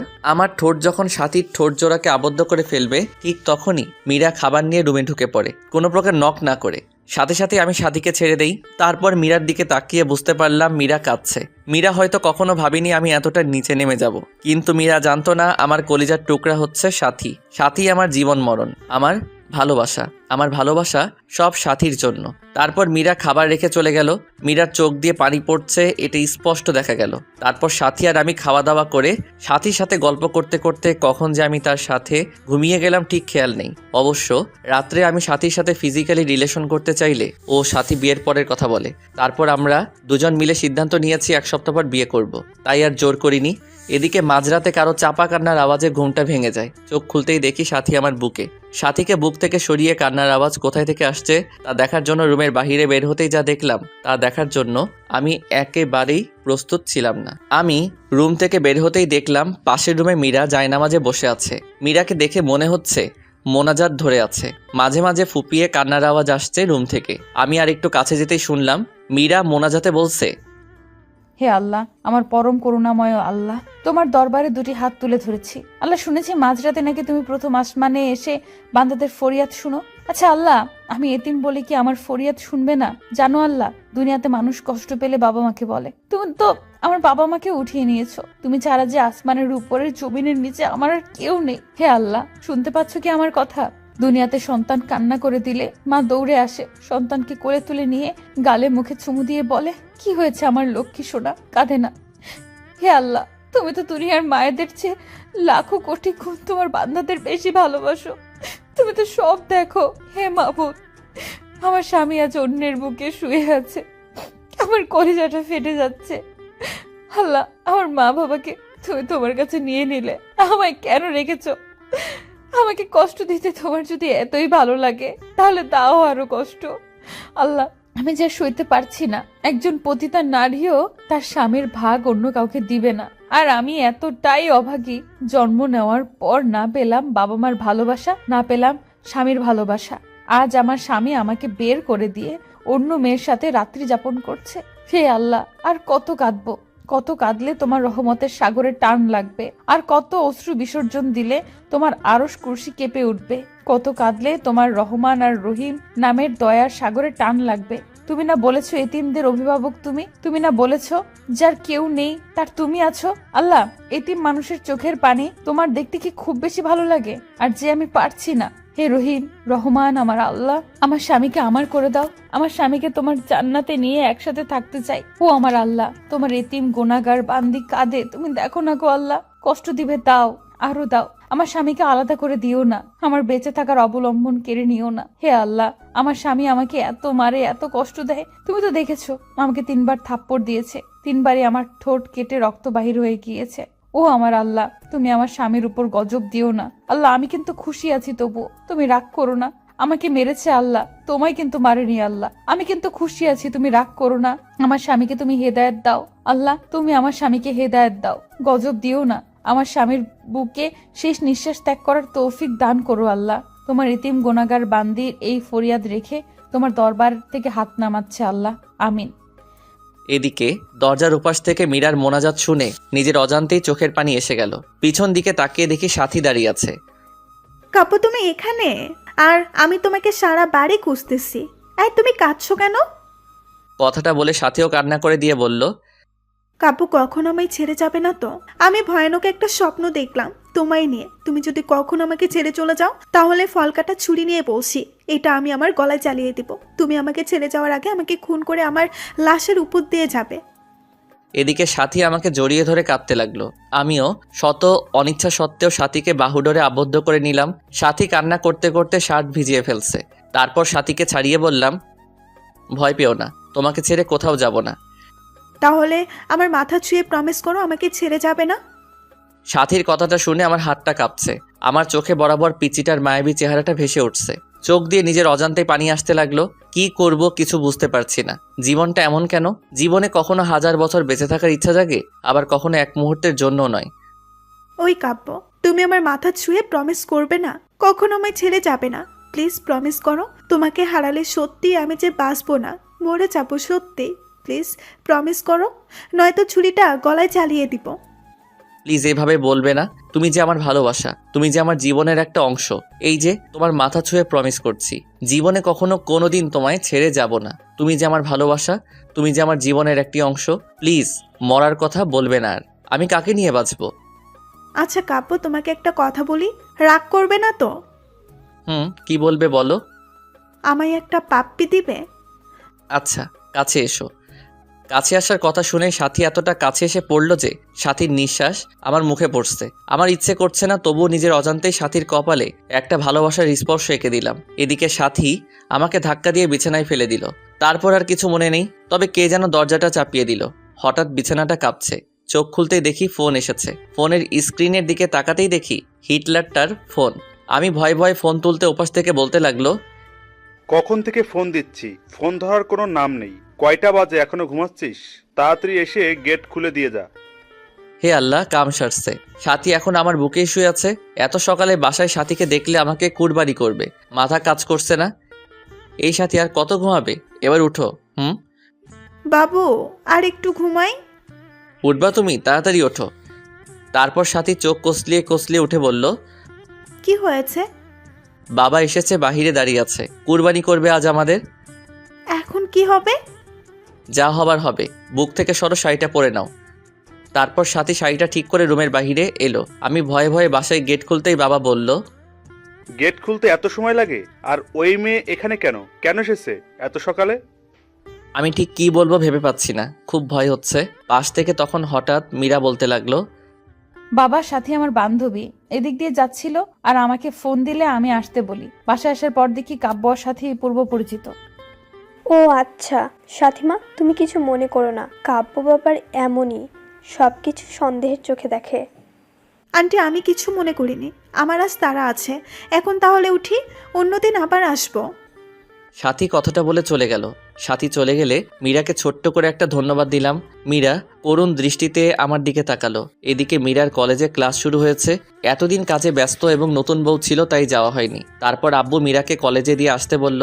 বাবার কথা মতো মীরাকে কলেজে নিয়ে যাওয়ার জন্য বের হলেই সাথী ফোন দেয়, জিজ্ঞাসা করে, কাব্য বাবু কোথায় তুমি? এই তো আব্বু মীরাকে কলেজে নিয়ে যেতে বলল, তাই দিয়ে আসতে বের হলাম। আচ্ছা, তোমার যাওয়ার কোনো প্রয়োজন নেই। মীরাকে গাড়ি দিয়ে কলেজে পাঠিয়ে দাও। আমি সাথীর কথা মতো তাই করলাম। তারপর দুপুরে বসে আছি, তখন হঠাৎ মীরার নাম্বার থেকে ফোন আসলো। আমি ফোনটা ধরতেই ওপাশ থেকে অপরিচিত কণ্ঠে কেউ একজন বলল, এক্সকিউজ মি, ফোনটা যার তিনি দুর্ঘটনায় মারা গেছেন। লাস্ট ডায়ালে আপনার নাম্বারটা ছিল, এজন্য আপনাকে কল দিলাম। প্লিজ মেয়েটি যদি আপনার পরিচিত হয়ে থাকে তাহলে চট্টগ্রাম মেডিকেল কলেজ হাসপাতালে আসুন। কথাটা শুনে কিছুক্ষণের জন্য আমি পাথর হয়ে গিয়েছিলাম। কি থেকে কি হয়ে গেল কিছুই বুঝলাম না। সাথে সাথে হসপিটালে গিয়ে দেখি লাশের মাথাটা কেমন যেন থেতলে গেছে, নাক দিয়ে রক্ত বের হয়ে আছে, মুখটা অনেক মায়াবী লাগছে। আজ কেন জানি আমার বুকটা ফেটে কান্না আসছে। কিন্তু কেন? আজ তো আমার সুখের দিন, আমার পথের কাঁটা দুনিয়া থেকে বিদায় নিয়েছে। তবে কেন এত কষ্ট হচ্ছে? মনে হচ্ছে প্রাণটা দেহ থেকে বের হয়ে যাচ্ছে। হে আল্লাহ, ভালোবাসা পাওয়ার জন্য নিজের স্ত্রীকে খুন করে ফেললাম। তার কিছুক্ষণ পর বাবা মা আসলো, তারাও কাঁদছে। বাবা সবচেয়ে বেশি কাঁদছে। তারপর মীরাকে হাসপাতাল থেকে বাসায় নিয়ে আসা হলো। আজ মীরার দাফন। আমি মীরার লাশটা কাঁধে নিয়েছি। মনে হচ্ছে কলিজাতে কেউ ছুরি চালিয়ে দিয়েছে। দূরে সাথীকে দাঁড়িয়ে থাকতে দেখলাম, সাথীও আজ কাঁদছে। আকাশ বাতাস আজ কাঁদছে মনে হচ্ছে। তারপর মীরাকে দাফন করে কিছুক্ষণ কবরের পাশে দাঁড়িয়ে থেকে চলে আসলাম। তারপর সাথী আমাকে নির্জনে ডেকে নিয়ে অনেক কান্না করলো, ক্ষমাও চাইলো। সরাসরি আমার পায়ে পড়ে বলতে লাগলো, কাব্য, আমাদের ভালোবাসার জন্য একটা নিষ্পাপ জীবনকে হত্যা করে ফেললাম। আমি সাথীকে সান্ত্বনা দেওয়ার জন্য বললাম, তুমি কিছু অন্যায় করনি, যদিও বা করে থাকো সব তোমার ভালোবাসাকে পাওয়ার জন্য। তারপর সাথী চলে গেল। আমার মনে হচ্ছে মীরার ছায়া মনে হয় প্রতিনিয়ত আমার পাশে ঘুরে। কেমন যেন উদাসীন উদাসীন লাগছে। আজকে ভাবলাম সাথীর কাছে যাই, এভাবে আর পারছি না। আজ রাতটা সাথীর সাথে থাকবো। সাথীকে ফোন দিয়ে পেলাম না, এই জন্য সরাসরি বাসায় চলে গেলাম। বাসায় গিয়ে দেখি দরজা খোলা। আমি সরাসরি সাথীর রুমে চলে গেলাম। হঠাৎ সাথীর রুমের কাছে যেতেই দরজার ভেতর থেকে পুরুষ কণ্ঠের আওয়াজ শুনলাম। আমি ভেতরে কি হচ্ছে তা দেখার জন্য জানালার পর্দা সরিয়ে রুমের ভেতরে তাকাতেই চমকে উঠলাম। এটা কি হচ্ছে? সাথী আর তার ভাই রথক্রিয়ায় ব্যস্ত। তারপর হঠাৎ সাথী আর সাথীর ভাই যা বলল তা শোনার জন্য আমি একেবারেই অপ্রস্তুত ছিলাম। তাদের কথোপকথন, বাবু, কতদিন ধরে আদর করো না, প্লিজ আর একটু কাছে আসো। মা, আমার বাবুটা কি হট। সজীব, যাকে সাথী ভাই হিসেবে চিনতাম। ইস, আমার বুঝি লজ্জা করে না? ও মা, তাই বুঝি? কোথায় লজ্জা করে? কথাটা বলে সজীব সাথীকে কিস করতে লাগলো আর বলতে লাগলো, বাসরাতে কে আগে জড়িয়ে ধরেছিল? আর আমরা তো স্বামী স্ত্রী, আর স্বামী স্ত্রীর মাঝে কিসের লজ্জা? পৃথিবীর সবাই জানে আমরা ভাই বোন, তবে আমরা দুজন ছাড়া। কথাটা বলে সাথীর ঠোঁট জোড়ার সাথে সজীবের ঠোঁট জোড়া আবারও মিলিয়ে দিল। এদিকে এসব দৃশ্য দেখে আমার পায়ের তলার মাটি সরে যাচ্ছে, চোখ দিয়ে অঝরে পানি ঝরছে, যার জন্য আমার নিষ্পাপ বউকে হারালাম। মন চাইছে কাল নাগিনীকে খুন করি এখন। মীরার মুখটা এখন বারবার চোখের সামনে ভেসে উঠছে আমার। ওগো শুনছো, আমাদের প্ল্যান সাকসেসফুল হওয়ার পথে। আমাদের পথের কাটা মীরাকে গাড়ি চাপা দিয়ে মেরে ফেলেছি। মেয়েটা কাব্যকে অনেক ভালোবাসতো, কিন্তু আমার অভিনয়ের কাছে সব ভালোবাসা চাপা পড়ে গেছে। আমার বউটা অভিনয় অ্যাওয়ার্ড পাবে। তুমি একদম পারফেক্ট অভিনয় করেছো। আর সবচেয়ে রেলগাড়ির নিচে চাপা পড়ে মরার প্ল্যানের সাথে সাথে অভিনয়টা একদম সুপারহিট হয়েছিল। দেখতে হবে না বউটা কার। এখন শেষ একটা কাজ হচ্ছে আমার জন্য। পাগল কাব্যকে বিয়ে করে কৌশলে তার সমস্ত সম্পত্তি লিখে নিয়ে আমার বাবুটাকে নিয়ে আমেরিকা চলে যাওয়া, আর তা এই মাসেই পূরণ হবে। হাসতে হাসতে কথাগুলো বলল সাথী। এদিকে কথাগুলো শুনে আমার বুকটা চিনচিনে ব্যথা করছে। মন চাচ্ছে দুইটাকে খুন করি। এদের জন্য আমার স্ত্রী মীরা আজ পরপারে, কিন্তু না, এদের এইভাবে মারলে ফেসে যাব। তাই কৌশলে আমার স্ত্রী হত্যার প্রতিশোধ নিতে হবে। আজ বাইক চালাচ্ছি আর মীরার কথা ভাবছি। মনে হচ্ছে মীরা আমার পাশে বসে শক্ত করে আমাকে জড়িয়ে ধরে আছে। চোখ দিয়ে নিজের অজান্তেই পানি আসছে। বাড়িতে এসে বাবাকে জড়িয়ে ধরে ছোট বাচ্চার মতো কান্না করে দিলাম। খুব কষ্ট হচ্ছে আমার। বাবা মাথায় হাত বুলিয়ে দিয়ে বলল, আল্লাহর উপর ভরসা রাখ, তিনিই সবকিছু ঠিক করে দিবেন। তারপর রুমে এসে শুয়ে পড়লাম। চোখ বন্ধ করলেই পিচিটাকে দেখতে পাই। খাইতে গেলেও মনে হয় কে যেন বলে, তুমি খাবে না? তুমি না খেলে আমিও খাবো না। আমি পারছি না এভাবে আর থাকতে। তারপর হঠাৎ ক্রিং ক্রিং করে ফোনটা বাজছে। ফোনের দিকে চেয়ে দেখি কাল নাগিনীটা ফোন দিয়েছে। শত অনিচ্ছা সত্ত্বেও ফোনটা ধরলাম। ওপাশ থেকে, আমার বাবুটা কেমন আছে? আমার বাবুটাকে বড্ড বেশি মিস করছি। বাবুটা একটু আমার সাথে দেখা করবে কি পার্কে? আমার যে বুকটা চিনচিনে ব্যথা করছে। এতগুলো আর অল্প দিন পরেই আমার বাবুটাকে আপন করে পাবো। প্লিজ এসে পড়ো পার্কে। আমি কিছু না বলেই কাল নাগিনীটার ফোনটা কেটে পার্কে চলে গেলাম। পার্কে গিয়ে চুপচাপ পাশে দাঁড়িয়ে আছি। কাল নাগিনীটা নীল শাড়ি পরেছে, নোংরা শরীরটাকে ঢেকে রেখেছে নীল পোশাকের আড়ালে। যদি কেউ নোংরা মনের কার্যকলাপ দেখতে পারতো, মনে হয় কেউ থুতু পর্যন্ত দিত না এই শরীরে। কি হলো বাবু, তোমার পছন্দের শাড়ি পরেছি, কেমন লাগছে বললে না তো? কি বলবো? আচ্ছা বাদ দাও, আমার পথের কাটা তো নেই। চলো না বিয়ে করে নেই। তোমাকে ছাড়া রাতগুলো আমার নির্ঘুম কাটে। তুমি যে আমার স্পন্দন। খুব ইচ্ছে করে তোমাকে আপন করে নেওয়ার। আল্লাহ আমার সেই ইচ্ছা পূরণ করবে না। আমি যে তোমাকে নিজের থেকেও বেশি ভালোবাসি। কথাটা বলার সাথে সাথে ঠাস ঠাস করে চর বসিয়ে দিলাম। আর সহ্য হচ্ছে না। এই, তুই আমাকে ভালোবাসিস? তাহলে সজীবকে? কাব্য কি বলছে এসব? সজীব তো আমার ভাইয়া। চোখের পানি ফেলে দিয়ে কথাটা বলল সাথী। এমন চেহারা দেখে যে কেউ কালনাগিনীটার মায়ায় পড়ে যাবে, কিন্তু আমি নই। ছি, তোর লজ্জা করে না নিজের স্বামীকে ভাই বলতে, স্বামীকে ভাই বানাতে? আমি সেদিন তোর বাসায় গিয়ে সব দেখেছি আর শুনেছি। তোদের দুটোকে আমি নিজের হাতে খুন করে আমার ফুলের মতো নিষ্পাপ স্ত্রী হত্যার প্রতিশোধ নিব। হা হা হা। তার আগে দেখ এই ভিডিওটা। তুই যদি সাথীকে বিয়ে না করিস তাহলে বলবো তুই সাথীকে বিয়ের প্রলোভ দেখিয়ে তার সর্বনাশ করেছিস। আর সাথী এখন অন্তঃসত্ত্বা, তাই বুঝে নে কি করবি এখন তুই। কথাগুলো শুনে পিছন দিকে তাকাতেই দেখি সজীব মোবাইল ফোনে সাথীর আর আমার হোটেল রুমের ভিডিও এবং বাসার ভিডিও তুলে রাখছে। এসব দেখে নিজেকে আর কন্ট্রোল করতে পারছি না। ফোনটা আছাড় দিয়ে ভেঙে ফেললাম। বাবু খুব রাগ করেছো? এমন হাজারো ভিডিও আছে। আচ্ছা বাবু রাগ করে না। আগামী সপ্তাহে আমাদের বিয়ে। তুমি কাজে অফিসে চলে এসো, নয়তো থানাতে পাঠাবো বাসুর করতে। ওদের কথা শুনে আমি আর কিছু বলতে পারলাম না। এসব আমার পাপের ফল। তাই এখান থেকে বাসায় চলে আসলাম। বাসায় এসে মীরার ছবিটা বুকে নিয়ে কান্না করতেই ঘুমিয়ে গেলাম। পরের দিন সকালবেলা টেলিভিশন অন করতেই আমি যা দেখলাম তা দেখার জন্য আমি মোটেও প্রস্তুত ছিলাম না। কারণ খবরে দেখলাম গতকাল রোড অ্যাক্সিডেন্টে সজীব আর সাথী দুজনেই মারা গিয়েছে। মনে মনে ভাবলাম আল্লাহ তাআলার বিচার সবচেয়ে বড় বিচার, যার হাত থেকে কারো রেহাই নেই। পরের দিন মীরার পছন্দের নীল শার্টটা বের করার সময় আলমারি খুলে একটা ডায়েরি পেলাম। ডায়েরিটা হাতে নিয়েই বুঝতে পারলাম এটা মীরার লেখা ডায়েরি।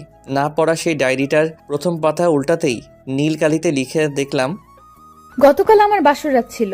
বাসররাত সব নারীর জীবনে শ্রেষ্ঠ একটি রাত থাকে, কিন্তু আমার বাসররাতে স্বামীর হাতের স্পর্শে ঠোঁটের রক্ত ঝরিয়েছি। মা বাবাকে হারিয়ে ভেবেছিলাম স্বামীর পায়ের নিচেই বাকি জীবনটা কাটিয়ে দেব, কিন্তু আল্লাহ যার কপালে সুখ রাখে না সে কিভাবে সুখী হবে? প্রতিদিন মাঝরাতে সবাই যখন ঘুমিয়ে থাকতো, আমি অভাগী একা একা ঘুম থেকে উঠে পড়তাম।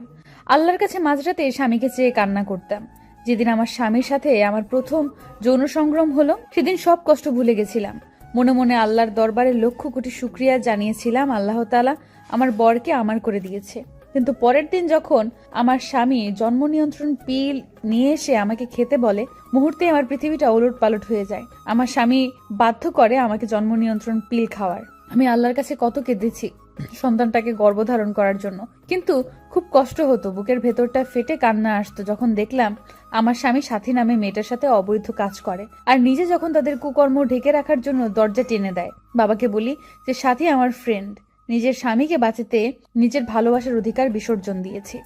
সবচেয়ে বেশি কষ্ট লেগেছে সেদিন যেদিন শুনেছি আমাকে মারার জন্য আমার স্বামী আর সাথী প্ল্যান করেছে। সব জেনেও মনকে এ বলে সান্ত্বনা দিয়েছি যে কাব্য যদি আমার জীবনের বিনিময়ে সুখী হয় তাহলেই আমি সার্থক। ডায়েরিটা পড়ে আমি আর নিজেকে ঠিক রাখতে পারলাম না। আমি পিছন দিকে তাকাতেই দেখি মীরা আমার পাশে দাঁড়িয়ে কান্না করছে। এই মীরা, কাঁদছো কেন? আমি তোমাকে কষ্ট দিয়েছি, তার ফল ভোগ করছি। এই কাব্য, কি হয়েছে তোর? কার সাথে কথা বলছিলি? আম্মু, কথা বলো না, দেখো না মীরা কান্না করছে। আম্মু, আমি ওকে খুব কষ্ট দিয়েছি। কোথায় মীরা? আর তুই কেন মীরাকে কষ্ট দিতে যাবি? তারপর আমার আর কিছুই মনে নেই। পরের দিন মা বাবা আমাকে হসপিটালে নিয়ে গেল। এখন আমার কোনো চিন্তা নেই, কারণ আমি এখন মীরাকে সাথে নিয়েই ঘুমাই। শালার ডাক্তার নাকি বলে আমি পাগল হয়ে গেছি। শালার পড়ালেখা করে নিজে পাগল হয়েছে, এখন আমাকে পাগল বলে কত বড় সাহস।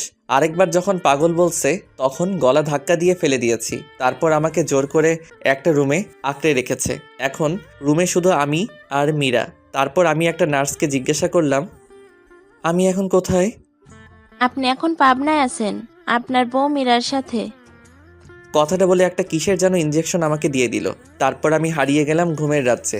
সকালবেলা ঘুম থেকে উঠে দেখি মীরা আমার দিকে চেয়ে চেয়ে হাসছে, সাথে বাবা মাও আসছে। তারপর আমি বাবাকে বললাম, বাবা, আমার এখানে থাকতে ভালো লাগে না, আমাকে তোমাদের সাথে নিয়ে চলো, সাথে তোমাদের বৌমা মীরাকেও নিয়ে চলো। কিন্তু আম্মু আব্বু কেউ কোনো কথা বলছে না, শুধু কাঁদছে। তাই আমি আবারও প্রশ্ন করলাম, ও বাবা, তোমরা কাঁদছো কেন? আমাকে এখান থেকে নিয়ে যাবে না? জানো বাবা, এখানে কেউ আমার সাথে কথা বলে না, শুধু মীরা ছাড়া। এখানে শুধু মীরা আমার সাথে কথা বলে, আর কেউ না। ও বাবা, আমাকে নিয়ে চলো না, আমি থাকবো না এখানে। কথাগুলো বলেই কাঁদতে লাগলাম, কিন্তু বাবা কিছু না বলে মাকে নিয়ে চলে গেল। তারপর একটা নার্স এসে ইঞ্জেকশন দিয়ে গেল। তারপর আর আবারও সেই ঘুমের রাজ্যে। আর কিছু মনে নেই। আমি সবসময় শুধু মীরার সাথেই কথা বলতাম। 5 বছর পর আজ মা বাবা আমাকে নিতে আসছে। এখন মীরাও আমার সাথে আর কথা বলে না। আমি জানি মীরা মারা গেছে। তারপর মা বাবা আমাকে বাসায় নিয়ে এসে বলল, কাব্য, বাবা, তুমি 5 বছর পাগল হয়ে পাবনা মানসিক হসপিটালে ছিলে, আর এই 5 বছরে আমাদের অনেক পরিবর্তন হয়ে গেছে। আমরা আজ নিঃস্ব, ব্যবসাতে ক্ষতি হয়েছে, ব্যাংকের লোক ঋণের পরিশোধ করতে বাড়িটাও বিক্রি করে দিয়েছি। এখন এই বাসাতে ভাড়া আছি।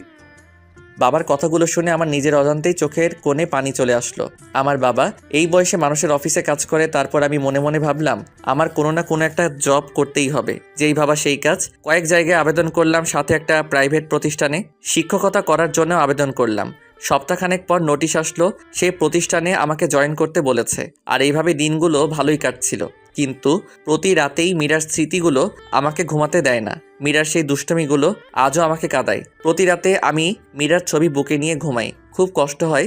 মাঝরাতে মোনাজাতে শুধু একটা কথাই বলি, আল্লাহ আমার স্ত্রীকে ভালো রেখো। এদিকে একদিন আমি স্কুলে একটা বাচ্চাকে দেখে খুব অবাক হয়ে গেলাম। কি সুন্দর করে হাসে, ঠিক মীরার মতো। কি মায়াবী চাহনি, মনে হচ্ছে এই যেন মীরার প্রতিচ্ছবি তার মাঝে দেখতে পাচ্ছি। তারপর আমি মেয়েটাকে ডাক দিয়ে বললাম, তোমার নাম কি মামনি? আসসালামু আলাইকুম। ওয়ালাইকুম আসসালাম। উত্তরটা দিয়ে মনে মনে ভাবতে লাগলাম, এতটুকু একটা বাচ্চা মেয়ে হাই হ্যালো না বলে সালাম দিল। আপনি কি জানেন না কার সাথে কথা বলতে হলে সালাম দিতে হয়? আর আমার নাম তাসনিয়া করিমা রাইসা। নামটা শুনে বুকটা কেমন যেন কেঁপে উঠল। আচ্ছা, আপনি আমাদের নতুন টিচার? হ্যাঁ মামনি, আমি তোমাদের নতুন টিচার।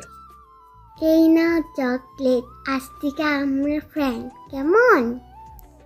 ফ্রেন্ড। তুমি আমার থেকে চকলেট নিলে তুমি আমাকে পাপ্পি দিবে না? তুমি একটা কিপ্তি কেন? তোমার সাথে আইল।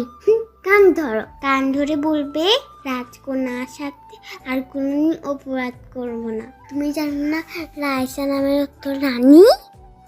মামনি, আমি না তোমার টিচার? টিচারকে কান ধরতে বলা লাগে? টিচার না ছাই, তুমি এখন আমার বন্ধু। কিছুক্ষণ আগে চকলেট দিয়ে বন্ধু বানাইছি। তোমার টিচার গিয়ে ওলা ক্লাসে দেখায়ও। এখন কান ধরো, নইলে ফাইন দেব। কথাগুলো বলে মুখ চেপে হেসে দিল। আমি কি বলবো ঠিক ভেবে পাচ্ছি না, খুব হাসি পাচ্ছে। মেয়েটার চোখের দিকে তাকিয়ে দেখি মেয়েটা রাগী লোক নিয়ে তাকিয়ে আছে। কি হলো, আমার কথা বুঝুনি? বন্ধু হলি কেন? বন্ধু হয়েছে যেহেতু কান ধরে বলো, আর অপরাধ হবে না। যদি কান না দেবো তাহলে দাঁত পড়ে যাবে, আর দাঁত পড়ে গেলে বিয়ে হবে না। তারপর আমি রাইসার কথা শুনে কান ধরে বললাম, আচ্ছা আমার ভুল হয়ে গেছে, আর এমন ভুল হবে না। বলেই মেয়েটাকে টান দিয়ে কোলে নিয়ে গালে মুখে চুমু দিয়ে বললাম, মামুনি এখন হয়েছে? বেশ হয়েছে, তুমি খুব ভালো। তখন হঠাৎ 5 থেকে 10 বছরের মতো একটা মেয়ে এসে বলল, রাইসা, আব্বু এসেছে, চলো, দাঁড়িয়ে আছে। ও আপু, তুমি আমার ফ্রেন্ডের সাথে পরিচয় হই না? এই যে স্যার, এটা আমার আপু রিচি। রিচি আপু, স্যারকে সালাম দাও। আসসালামু আলাইকুম, আমি রিচি। স্যার আজকে আসি। বলতে হঠাৎ দেখে একটা ভদ্রলোক এসে রাইসাকে কোলে নিল। রাইসা বাবাই বাবাই বলে লোকটাকে জড়িয়ে ধরলো। তারপর লোকটা রাইসা আর রিচিকে নিয়ে গাড়ি করে চলে গেল। মনে মনে ভাবলাম, আজ যদি মীরা বেঁচে থাকতো তাহলে আমাদের সন্তানটাও ঠিক এতটুকু বড়ই হতো। তখন নিজের অজান্তেই চোখের পাতাটা ভিজে উঠল, আর সাথে সাথেই মীরার চাঁদ মুখটা ভেসে উঠছে স্মৃতিপটে। এদিকে বাসায় এসে দেখি বাবা অসুস্থ। তারপর বাবাকে নিয়ে হসপিটালে গেলাম। ডাক্তারের রুমে গিয়ে স্কুলের সেই ভদ্রলোকটাকে দেখলাম কেমন বিচলিত ভঙ্গিতে বসে আছে।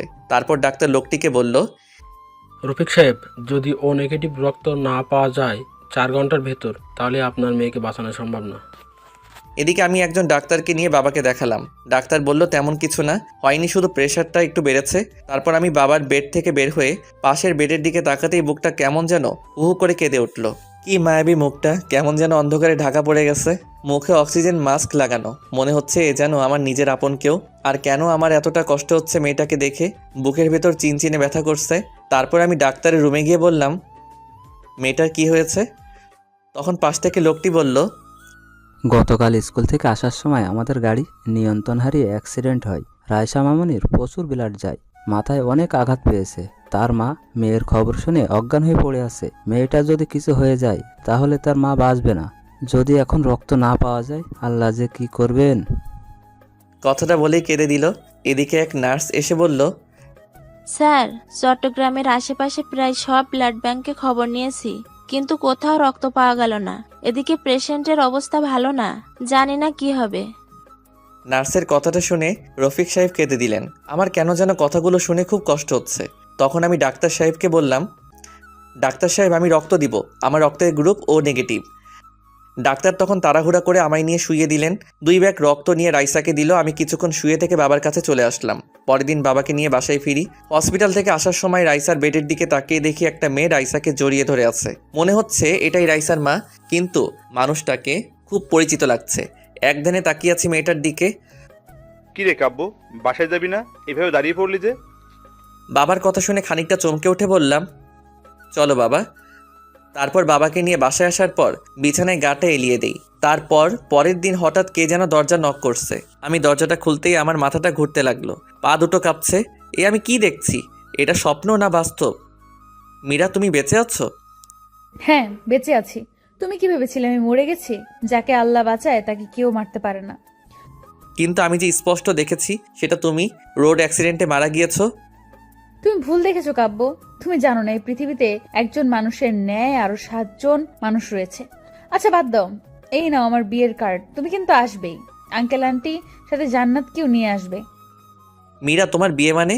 কি বলছো এসব? আর আমি তোমাকে ভালোবাসি, বড্ড বেশি ভালোবাসি। আমি আমার ভুল বুঝতে পেরেছি, প্লিজ আমাকে ক্ষমা করে দাও। তোমাকে ছাড়া সত্যি আমি বাঁচবো না, প্লিজ আমাকে ছেড়ে যেও না।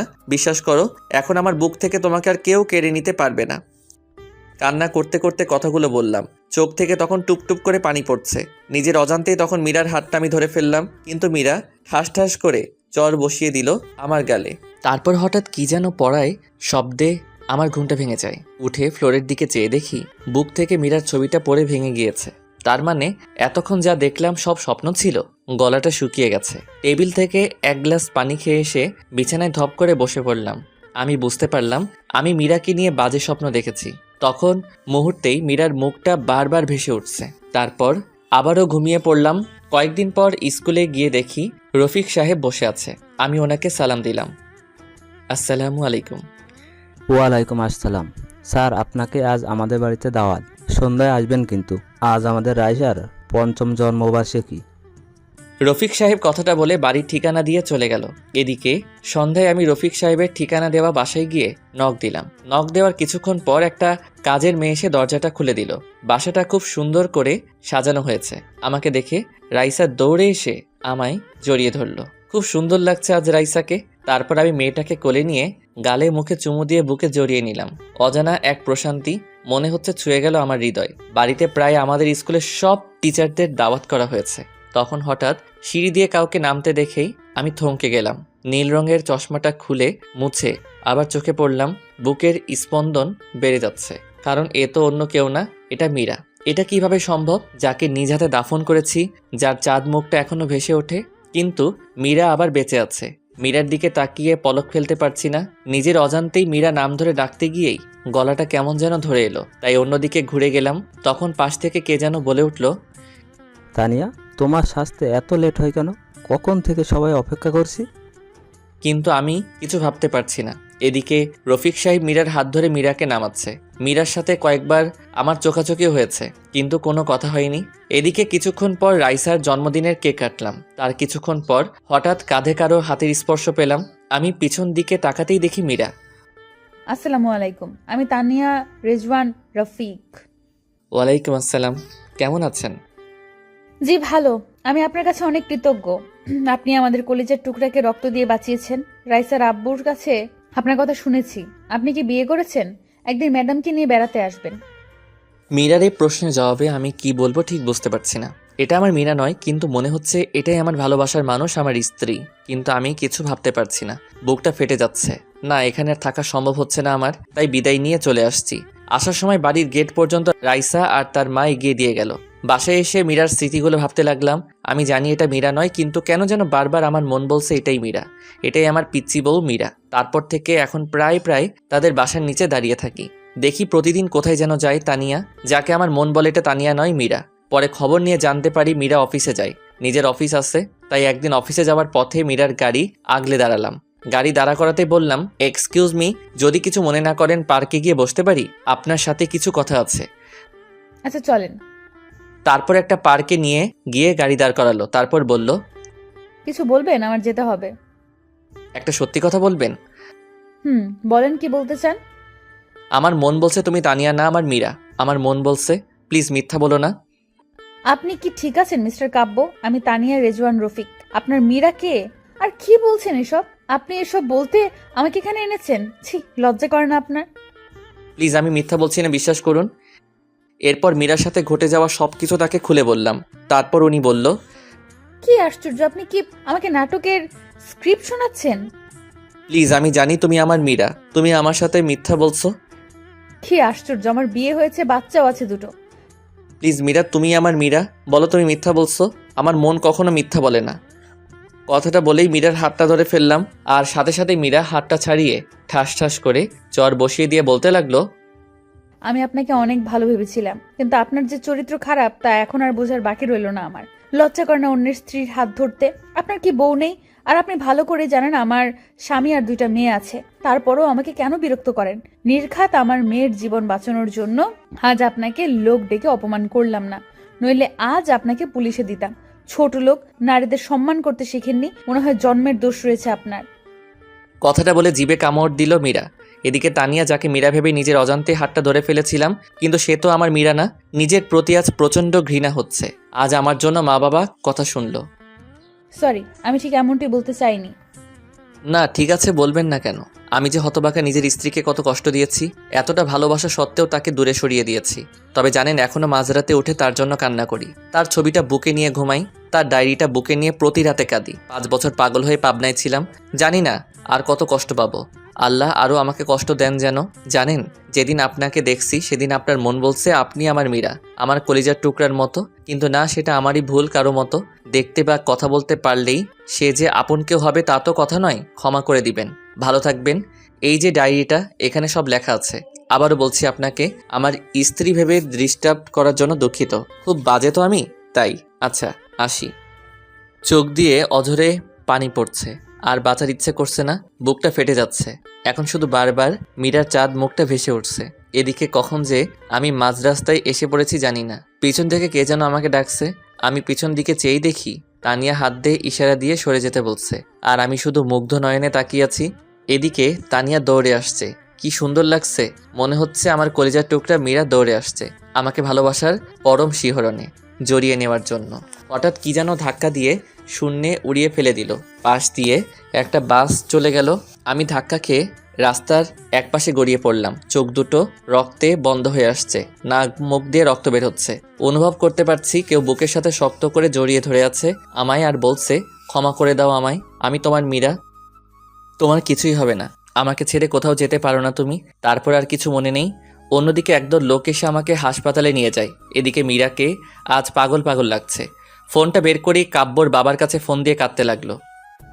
কিরে মা, কাঁদছিস কেন? বাবা কাব্য, কাব্য, কি হয়েছে কাব্যর? বাবা কাব্য অ্যাক্সিডেন্ট করেছে। বাবা ওকে ছাড়া আমি বাঁচবো না, ওকে বাঁচান বাবা। আমার মেয়েটার কি হবে বাবা? আপনি প্লিজ সদর হাসপাতালে আসেন। এদিকে মীরার মুখে কাব্য বাবার দুর্ঘটনার কথা শুনে তার পায়ের নিচের মাটি সরে গেল। তাড়াতাড়ি তার মাকে ডেকে বলল, কই গো কাব্যর মা, চলো হসপিটালে যেতে হবে, আমাদের কাব্য অ্যাক্সিডেন্ট। কথাটা বলতে গিয়ে গলাটা ধরে গেল। কি হয়েছে আমার বাবার? তোমাকে বলেছিলাম আমার ছেলেটাকে আর কষ্ট দিও না, কিন্তু তোমরা সবাই মিলে আমার ছেলেটাকে প্রতি রাতে কাঁদিয়েছো। এদিকে হসপিটালে এসে দেখে কাব্যকে অপারেশন থিয়েটারে নিয়ে গেছে। মীরা কাঁদছে। রফিক সাহেবও আসছে, মীরাকে বোঝাচ্ছে। মীরা মাকে জড়িয়ে ধরে কাঁদতে কাঁদতে বলল, মা ও কোনো কথা বলছে না, ওকে ছাড়া সত্যি আমি মরে যাব। ওই আমার নিঃশ্বাস, আমি বাঁচবো না মা কাব্যকে ছাড়া। ওকে চিরদিনের জন্য পাওয়ার জন্য কত কিছুই না করেছি। এখনো প্রতি রাতে তার দেওয়া শেষ অবলম্বন রাইসাকে বুকে নিয়ে বেঁচে আছি। তখন হঠাৎ অপারেশন থিয়েটার থেকে একজন ডাক্তার বেরিয়ে আসতে মীরা দৌড়ে গেল। প্লিজ ডাক্তার বলেন আমার স্বামী কেমন আছে, ওর কিছু হবে না তো? প্লিজ ডক্টর, চুপ করে থাকবেন না। কিন্তু ডাক্তার চোখ থেকে পানি ছেড়ে দিয়ে বলল, দেখুন, আমরা আমাদের সর্বাত্মক চেষ্টা করেছি, কিন্তু এখন আমাদের আর করার কিছু নেই। আল্লাহকে ডাকেন, তিনি যদি ইচ্ছা করেন তাহলে বাঁচাতে পারেন। রোগী ক্রিটিক্যাল অবস্থায় আছে। ডাক্তারের কথা শুনে মীরার পায়ের তলার মাটি সরে গেল। চোখ থেকে টুপটাপ করে পানি ঝরছে। ডক্টর সাহেব, আমি কি কাব্যের সাথে দেখা করতে পারি? যান, তবে কোনো কথা বলবেন না। এদিকে মীরা ডাক্তারের কথা মতো ক্যাবিনে ঢুকতেই বুকটা হু হু করে কেঁদে দিল। সারা মুখ ব্যান্ডেজ করা, মুখে অক্সিজেন মাস্ক লাগানো। খুব কষ্ট লাগছে মীরার কাছে। কাব্যের মায়াবী মুখটা বারবার ভেসে উঠছে। মীরা কিছু ভাবতে পারছে না। তখন কাব্যের পা দুটি জড়িয়ে ধরে কাঁদতে লাগলো, আর কাঁদতে কাঁদতে বলল, কাব্য প্লিজ আমায় ক্ষমা করে দাও, আমায় ছেড়ে কোথাও যেও না, তোমার পায়ের নিচে থাকতে দিও আমায়। তোমার পায়ের নিচে যে আমার সব সুখ। আমি তোমাকে অনেক কষ্ট দিয়েছি, প্লিজ আমায় ছেড়ে দিও না। তুমি না বলেছো তোমার যদি কখনো মেয়ে হয় তার নাম রাইসা রাখবে? তুমি জানো না রাইসা তোমার আর আমার মেয়ে? জানো, তোমার মেয়ে জানে তুমি ওর বাবা। তোমাকে কতবার বাবা ডেকে বুকে জড়িয়ে নিতে চেয়েছিল, কিন্তু আমি তোমাকে বাবা বলে ডাকতে দেইনি। তুমি তোমার মেয়েকে বুকে জড়িয়ে নেবে না? ওই তোমার জীবন, আমার বেঁচে থাকার অবলম্বন। তোমাকে ছাড়া যে আমাকে কল্পনাও করতে পারি না। কথাগুলো বলতে বলতে পা দুটো বুকের সাথে জড়িয়ে কাঁদতে লাগলো, আর সমানে চুমু খেতে লাগলো। এদিকে পেছন থেকে একজন নার্স এসব দেখে নিজের অজান্তে কেঁদে দিয়েছে। তারপর মীরার কাঁধে হাত রেখে বলল, বোন প্লিজ এভাবে কান্না করো না, রোগীর ক্ষতি হবে, আল্লাহকে ডাকো। নার্সের কথা শুনে কাব্যের পা ছেড়ে দিলাম। কলিজাটা ফেটে যাচ্ছে। বাসা থেকে ফোন দিল, রাইসা নাকি খুব কাঁদছে। তার বাবার জন্য কেউ তার কান্না থামাতে পারছে না। রাইসা শুনেছে কাব্য নাকি অ্যাক্সিডেন্ট করেছে। তারপর আমি বাবাকে বলে বাসায় যাওয়ার জন্য বের হতেই এক লোক বলল, ম্যাডাম, হসপিটালে আসার সময় আপনার হাতে ডায়েরিটা ছিল। তারপর মীরা ডায়েরিটা হাতে নিয়ে বাসায় আসতেই, তুমি আমার বাসায় আসবে না, তুমি বাবাইকে কষ্ট দিয়েছো, আমি সব শুনেছি। তুমি আঙ্কেলকে ফোনে যখন বলেছো বাবা অ্যাক্সিডেন্ট করেছে, তাও আবার তোমার জন্য, তুমি আমাকে বাবা ডাকতে দাওনি। আমার বাবা অনেক ভালো, আমার জন্য সেদিন কান ধরেছিল, আমাকে জড়িয়ে ধরেছিল, আমাকে আদর করেছিল। আমি বাবাই ডাকতে চেয়েও আমি বাবাই দেখতে পারিনি, কারণ তুমি ডাকতে নিষেধ করেছো বলে। তুমি ছোটবেলায় বাবার ছবি দেখিয়ে বলেছো এটা তোর বাবা। যেদিন বাবাকে প্রথম দেখলাম সেদিন দৌড়ে বাবার কোলে গেলাম, কিন্তু বলতে পারিনি তুমি আমায় ছেড়ে কোথাও যাবে না। যেই দিন স্কুলের মেয়েরা বাবার কোলে চড়তো তখন তাদের বাবা তাদেরকে জড়িয়ে রাখতো, তখন আমি তাদের দিকে চেয়ে থাকি, আমার খুব কষ্ট লাগতো। কান্না করতে করতে কথাগুলো বলল রাইসা। রাইসা মামুনি, বাবাই ভালো হয়ে যাবে। মা আমার, তুমি কেঁদো না।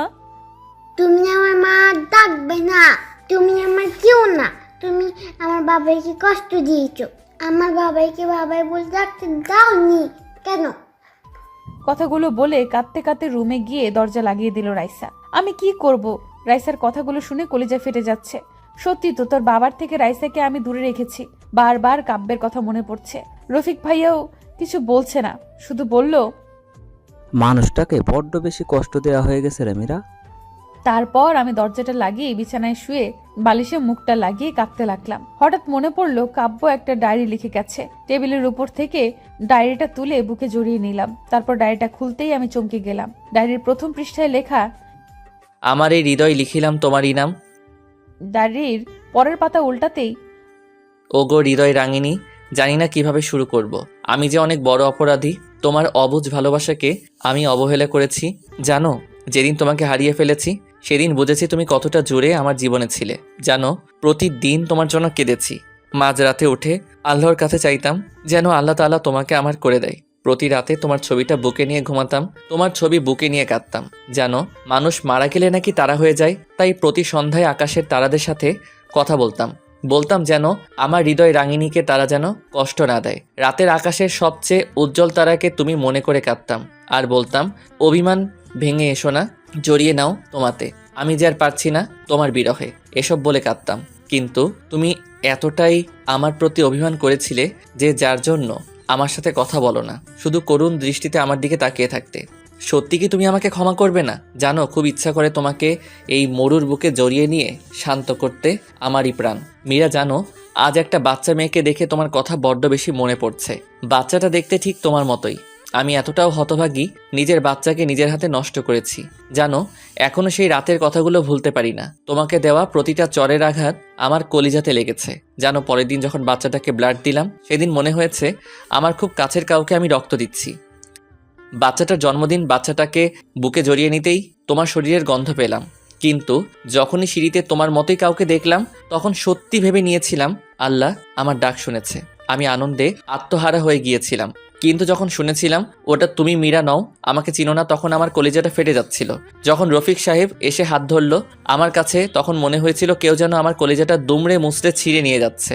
জানো, তুমি নেই জেনেও নিজের অজান্তে পাগলামি করেছি আর বাসায় এসে কেঁদে বুক ভাসিয়েছি।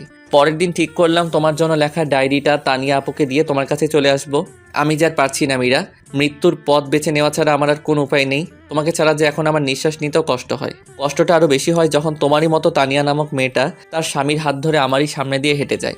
জানো, তখন বড্ড বেশি তোমার কথা মনে পড়ে। কি করব, আমি তোমাকে ছাড়া আর যে বাঁচতে পারছি না। তোমাকে নিয়ে লেখা শেষ অবলম্বনটা তোমাকে মনে করে তানিয়া আপুকে দিয়ে গেলাম। জানো, খুব কষ্ট হচ্ছে লেখাগুলো লিখতে। আমি আসছি মীরা। ডায়েরিটা পড়তে চোখ দিয়ে জল গড়িয়ে পড়ল মীরার আজকে একটা মিথ্যের জন্যই কাব্য মৃত্যুর কিনারায়। খুব কষ্ট হচ্ছে মীরার। কাব্যের মুখটা বারবার মীরার সামনে ভেসে উঠছে। মীরার কানে বারবার বাজছে তার লেখার শেষ কথাগুলো। মীরা এসব ভাবছিল আর তখনই হঠাৎ বাইরে কিছু ভাঙার শব্দ পেল। মীরা তাড়াতাড়ি করে রুমের বাইরে এসে দেখে রাইসা কাঁদছে আর খাবারের প্লেট ফেলে দিয়েছে। মা রাগ করো না, খেয়ে নাও। তুমি আমাকে মা বলবে না, আমাকে বাবার কাছে নিয়ে যাও। তুমি আমার বাবাকে কষ্ট দিয়েছো, তুমি আমার সাথে আর কথা বলবে না। প্লিজ রাইসা, মা আমার, তোমার বাবার কিছুই হবে না। প্লিজ কান্না করো না, খেয়ে নাও। আমাকে বাবার কাছে নিয়ে যাও, আমি বাবাকে না ডেকে খাবো না। হঠাৎ তখনই সবুজকে ঘরে আসতে দেখেই মীরা ভাইয়া বলে কেঁদে দিয়ে বলল, ভাইয়া, কাব্য বাঁচবে না। কাব্যকে ছাড়া আমিও যে বাঁচবো না। সবুজ মীরাকে বুকে নিয়ে সান্ত্বনা দিয়ে বলল, কান্না করিস না বোন, আল্লাহ তাআলা সব ঠিক করে দিবেন। তোর কান্না যে আমি দেখতে পারি না। মা বাবাকে তো ছোটবেলায় হারিয়েছি, তানিয়াটাকেও প্রথম দেখাতেই হারিয়ে ফেলেছি। তোকে খুন করার জন্য সাথী নামের মেয়েটা কন্টাক্ট করেছিল। তোকে খুন করতে এসে তোর গলার লকেট দেখেই চিনে ফেলি তুই আমার ছোটবেলায় হারিয়ে যাওয়া বোন মীরা। কিন্তু সে সময় তানিয়াকে গাড়ির নিচে পিস্ট হতে দেখি। তোর চেহারা তানিয়ার মতোই ছিল। তাই যখন দেখলাম তানিয়া রাস্তার পাশে পড়ে আছে, দৌড়ে বুকে টেনে নেই। সন্ত্রাসী ছিলাম, মানুষের রক্ত দেখলে হাসি পাইতো, কিন্তু যখন নিজের বোনের রক্ত আমার শার্ট ভিজে যাচ্ছিল তখন বুঝেছি আপন মানুষের রক্ত শুধু তার শরীর থেকে ঝরে না, আপন মানুষটির কলিজা থেকেও ঝরে। তোকে আর তানিয়াকে পেয়ে অন্ধকার রাস্তা থেকে সরে আসি। তারপর কাব্যর বাবার প্ল্যান অনুযায়ী তানিয়াকে মীরা বানিয়ে কাব্যর বাড়িতে পাঠাই, আর ঋষি পাই তার মাকে। ঋষির বাবা রফিক ভাইয়ার সাথে সব প্ল্যান করি, কিন্তু এজন্য যে কাব্য আজকে মৃত্যুর মুখোমুখি হবে তা জানলে কখনো এতটা মিথ্যার আশ্রয় নিতাম না। এদিকে হঠাৎ রাইসা দৌড়ে এসে মীরাকে জড়িয়ে ধরে বলল, মম চলো না বাবার কাছে, আমার সাথে বাবার কথা বলবে। বাবা তোমাদের সবার সাথে রাগ করে থাকলেও আমার সাথে রাগ করে থাকবে না। বাবাই যেন আমার সাথে রাগ করলে কান ধরে উদ্বোস করতে হবে। তারপর মীরাকে কিছু বলতে দেওয়ার আগে রাইসা মীরাকে জোর করে গাড়িতে তুলে নিয়ে গাড়ি চালাতে বলল। মীরা রাইসাকে নিয়ে হসপিটালে আসতেই রাজের বাবার সাথে দেখা হলো। মারে, কেমন আছিস? বাবা, আমি সত্যি অনেক বড় অপরাধী হয়ে গেলাম। নিজের স্বামীকে কোনো স্ত্রী এতটা কষ্ট দিত না। বাবা, সত্যি কাব্যকে ছাড়া আমি বাঁচবো না। অন্যদিকে রাইসা তার রুমে গিয়েই বলতে লাগলো, বাবাই বাবাই কেমন আছো তুমি? কথা বলবে না আমার সাথে বাবাই? তোমাকে মম কষ্ট দিয়েছে তাই মমের সাথে আমি আর দিয়েছি। ঠিক করেছি না বাবাই? বাবা আমায় জড়িয়ে ধরে আম্মু ডাকবে না? হঠাৎ তখন একটা নার্স এসে বলল, মামনি, এখানে কথা বলা যাবে না। আপনি চুপ করেন তো, আমি আমার বাবার সাথে কথা বলছি। দেখছেন না? কথা বলবেন না একদম, বাবাই রাগ করবে। বাবা জানো মা তোমার জন্য কত কান্না করেছে? তোমাকে আমি ছোটবেলায় দেখেছি মায়ের সাথে একটু ছবিতে। বাবাই স্কুলের ছেলে মেয়েরা তার বাবার সাথে ঘুরে বেড়ায়, তাদের বাবা তাদেরকে চকলেট আইসক্রিম কিনে দেয়। আমি কিচ্ছু চাই না, তুমি কথা বলো বাবাই, তাহলেই হবে। কথা বলছো না কেন? দেখছো না তোমার রাইসা কাঁদছে? প্লিজ বাবা কথা বলো, আর চুপ করে দেখো না। তোমার এত অভিমান কিসের বাবাই? আমাকে একটু জড়িয়ে ধরো। মা তোমার জন্য রাতে ঘুমের মধ্যে কান্না করে। দেখো দেখো দাদু ভাইও কাঁদছে। আমি এখনো কিছুই খাইনি, তুমি আমাকে খাইয়ে দেবে না? তুমি আমাকে খাইয়ে না দিলে আমি খাবো না। কথা বলছো না কেন? আমার কষ্ট হচ্ছে বাবাই। এদিকে রাইসার কান্না দেখে সবাই কাঁদছে। মীরার কাছে মনে হচ্ছে তার কলিজাটা ফেটে যাচ্ছে। কিছুক্ষণ পর কাব্য কেমন যেন করতে লাগলো। ডাক্তার এসে দেখতে কেমন যেন নড়াচড়া বন্ধ করে দিল। তারপর রুম থেকে বের হয়ে ডাক্তার চোখের পানি ছেড়ে দিয়ে বলল, সরি। কথাটা শুনেই মীরা হসপিটালের ফ্লোরে পড়ে গেল। সরি, আমাদের আর কিছু করার নেই। আপনারা আল্লাহকে ডাকেন, আল্লাহ যদি তাকে স্বয়ং সুস্থ করে দেয়। ডাক্তারের কথাটা শুনেই মীরা হসপিটালের ফ্লোরে পড়ে গেল। তারপর সবাই মীরাকে নিয়ে বেডে শুয়ে দিল। এদিকে সবাই কান্না করছে। রাইসা গিয়ে কাব্যের মাথায় হাত বুলিয়ে দিচ্ছে আর বাবাই বাবাই করে ডাকছে। রাইসার কান্না দেখে সবাই কাঁদছে। কাব্যের স্যালাইড নেওয়াও বন্ধ হয়ে গেছে। হঠাৎ তখনই ডাক্তার এসে কাব্যের মুখ থেকে অক্সিজেন মাস্ক খুলে দিল। তারপর স্যালাইনটাও খুলে দিয়ে বলল, কাব্য আর কোনোদিন ফিরবে না, যা ভেবেছিলাম তাই হলো। এদিকে মীরা ভাবতে পারছে না কাব্য মারা গেছে। সবাই কান্না করছে। মীরা নিস্তব্ধ হয়ে গেছে। রাইসা কাঁদছে আর বলছে, বাবাই ও বাবাই কথা বলো বাবাই, কথা বলবে না আমার সাথে? বাবাই তুমি আর আমাকে পাপ্পি দেবে না? আমার খুব কষ্ট হচ্ছে বাবাই। আল্লাহকে পিচ্ছি বলে আমার চোখের পানি দেখে না। ও আল্লাহ, তুমি তো বলেছো ছোট বাচ্চারা নিষ্পাপ হয়, তাদের কোনো পাপ থাকে না, তাদের কথা অগ্রাহ্য করতে পারো না। ও আল্লাহ দেখো আমি কাঁদছি, তুমি আমার বাবাইকে বলো আমার সাথে কথা বলতে। তুমি কথা বলতে বললে বাবাই আর চুপ করে থাকতে পারবে না। দেখো তো বাবাই আমার সাথে অভিমান করেছে, আমাকে তো কোলেই নেয় না, আদরও করে না। আমার কষ্ট হয় না বুঝি? বাবাই ও বাবাই কথা বলো। মামা দেখো বাবাই কথা বলছে না, বাবাইকে বলো কথা বলতে। এদিকে সবাই কাব্যের জানাজা করে কবরে নিয়ে যাচ্ছে। মীরা বাক রুদ্ধ হয়ে গেছে। ফ্যাল ফ্যাল করে তাকিয়ে আছে কাব্যের চলে যাওয়ার দিকে। মীরার কলিজাটা ফেলে যাচ্ছে। আজ একটা ভুলের জন্য কাব্য সারা জীবনের জন্য হারিয়ে গেল মীরার জীবন থেকে। মম বাবাইকে কোথায় নিয়ে যায় বলো না মা? বাবাইকে সবাই কোথায় নিয়ে যায়? বাবাকে ডাক করেছে তাই নিয়ে যাচ্ছে। বাবা আবার কখন আসবে মা? বললো না মা, আমার বাবাকে সবাই কোথায় নিয়ে যায়? রাইসার কথা শুনে মীরার কষ্টে বুকটা ফেটে যাচ্ছে, নিঃশ্বাস নিতে কষ্ট হচ্ছে। রাইসাকে বুকের সাথে শক্ত করে জড়িয়ে ধরেছে মীরা। রাইসাকে কি বলবে সে উত্তর যে মীরার কাছে নেই।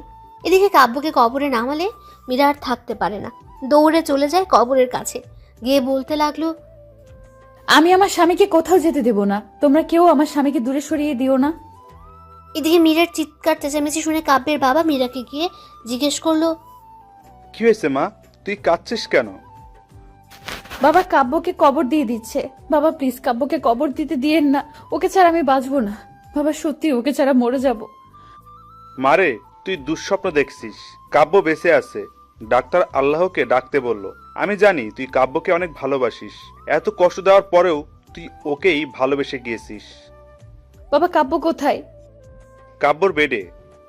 তারপর মীরা দৌড়ে কাব্যের ব্যাটে গিয়ে দেখে রাইসা কাব্যের বুকে শুয়ে আছে, মুখে অক্সিজেন মাস্ক লাগানো, শরীরে স্যালাইন দিচ্ছে। মীরা তাড়াতাড়ি গিয়ে কাব্যের কপালে চুমু দিয়ে কাব্যের পা ধরে কাঁদতে লাগলো। প্লিজ তুমি আমাকে ছেড়ে দিও না, কিভাবে বাঁচবো আমি তোমায় ছাড়া? তুমি যে আমার জীবন, তুমি যে আমার ভালোবাসা। প্লিজ ম্যাডাম, এভাবে কাঁদবেন না, পেশেন্টের সমস্যা হবে, পারলে আল্লাহকে ডাকেন। তারপর মীরা ঘড়ির দিকে তাকিয়ে দেখে রাত 1টা বাজে। মীরা তাড়াতাড়ি গিয়ে 2 রাকাত নফল নামাজ শেষ করলো। মোনাজাতে 2 হাত উত্তোলন করে বলতে লাগলো, হে পরম করুণাময় আল্লাহ তাআলা, হে রহিম রহমান, এই শেষ রাতে পৃথিবীর সকল মানুষ যখন ঘুমন্ত, এমন সময় তোমার পবিত্র দরবারে 2টি হাত তুলে ধরেছি। ছোটকালেই মা বাবাকে হারিয়েছি, বাবার স্নেহ কি জিনিস কখনো তা পাইনি মায়ের ভালোবাসা। এখন আমার জীবনের একমাত্র অবলম্বন আমার স্বামী। আজ আমার স্বামীর জীবন ভিক্ষা চাই তোমার দরবারে। হে আল্লাহ, ফকির এক দরজায় ভিক্ষা না পেলে আরেক দরজায় যায়, আর তুমি ছাড়া তো আমার কোনো দরজা নাই। এই ভিখারিনীকে তুমি খালি হাতে ফিরিয়ে দিও না। আমি কিচ্ছু চাইনি কোনোদিন তোমার দরবারে, কোনোদিন বলিনি বা অভিযোগ করিনি মা বাবাকে কেন কেড়ে নিলে। আল্লাহ, তোমার কাছে আমার স্বামীর জীবন ভিক্ষা চাই। আল্লাহ, আমার জীবনের বদলতে হলেও আমার স্বামীকে বাঁচিয়ে দাও। আমার মেয়েকে তুমি বাবা হারা করো না। আল্লাহ তাআলা, আল্লাহ, সন্তান কাঁদলে নাকি মা সহ্য করতে পারে না। ও আল্লাহ, তুমি তো দুনিয়ার মায়ের চেয়ে তোমার বান্দাবান্দিকে লক্ষ কোটি গুণ বেশি ভালোবাসো। আল্লাহ, এই নিশি রাতে তুমি কি আমার কথা শুনতে পাচ্ছ না? আমার স্বামীকে সুস্থ করে দাও হে আল্লাহ। আমার বেঁচে থাকার অবলম্বনকে আমার কাছ থেকে সরিয়ে দিও না। নিশ্চয়ই তোমার গুনাহগার বান্দির দোয়া কবুল করেছো।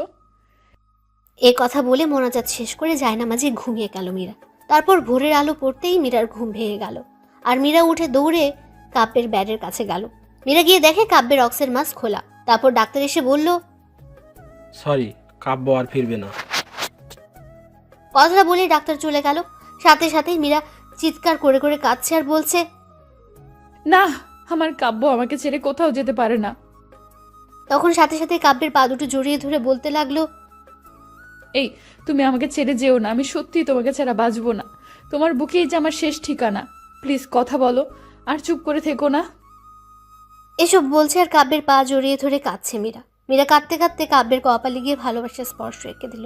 আর তখন কে যেন মীরাকে শক্ত করে জড়িয়ে ধরলো। মীরা মাথা তুলে তাকিয়ে দেখে কাব্য মীরাকে শক্ত করে জড়িয়ে ধরেছে। তারপর কাব্য বলছে, আমি কি আমার পিচ্চি বউটাকে রেখে মরতে পারি? আমি যে আমার পিচ্চি বইটাকে বড্ড বেশি ভালোবাসি, আমার পিচ্চিটাকে কি জড়িয়ে ধরতে পারি? যা দুষ্টু। কথাটা বলেই কাব্যের বুকে মুখ লুকালো মীরা। এই কি করছো? শার্ট তো ভিজে গেল। ভিজুক, কেন কষ্ট দিলে আমায়? তুমিও তো আমাকে কম কষ্ট দাওনি। 5 বছর তোমাকে ছাড়া কাটিয়েছি, তাই আমিও ডাক্তারকে সব কিছু বলে ডাক্তারের সাথে প্ল্যান করে এসব করেছি। তবে হ্যাঁ, অ্যাক্সিডেন্ট কিন্তু সত্যি সত্যি হয়েছিল। আচ্ছা মীরা, সত্যি যদি আমি হারিয়ে যেতাম? কথাটা বলার সাথে সাথেই মীরা আমার মুখে হাত দিয়ে ফেলল। কি বলছো? তাহলে আমার কি হবে? এখনো তো বাসরাত বাকি, আর এখন আমি কিন্তু আর পিচ্ছি না। আমি তখন হেসে দিয়ে মীরাকে জড়িয়ে ধরলাম, আর তখনই হঠাৎ রাইসা এসে বলল, বাবাই শুধু মাকে আদর করবে, আমায় আদর করবে না? তারপর আমি রাইসাকে কোলে নিয়ে দুজনেই হেসে দিলাম।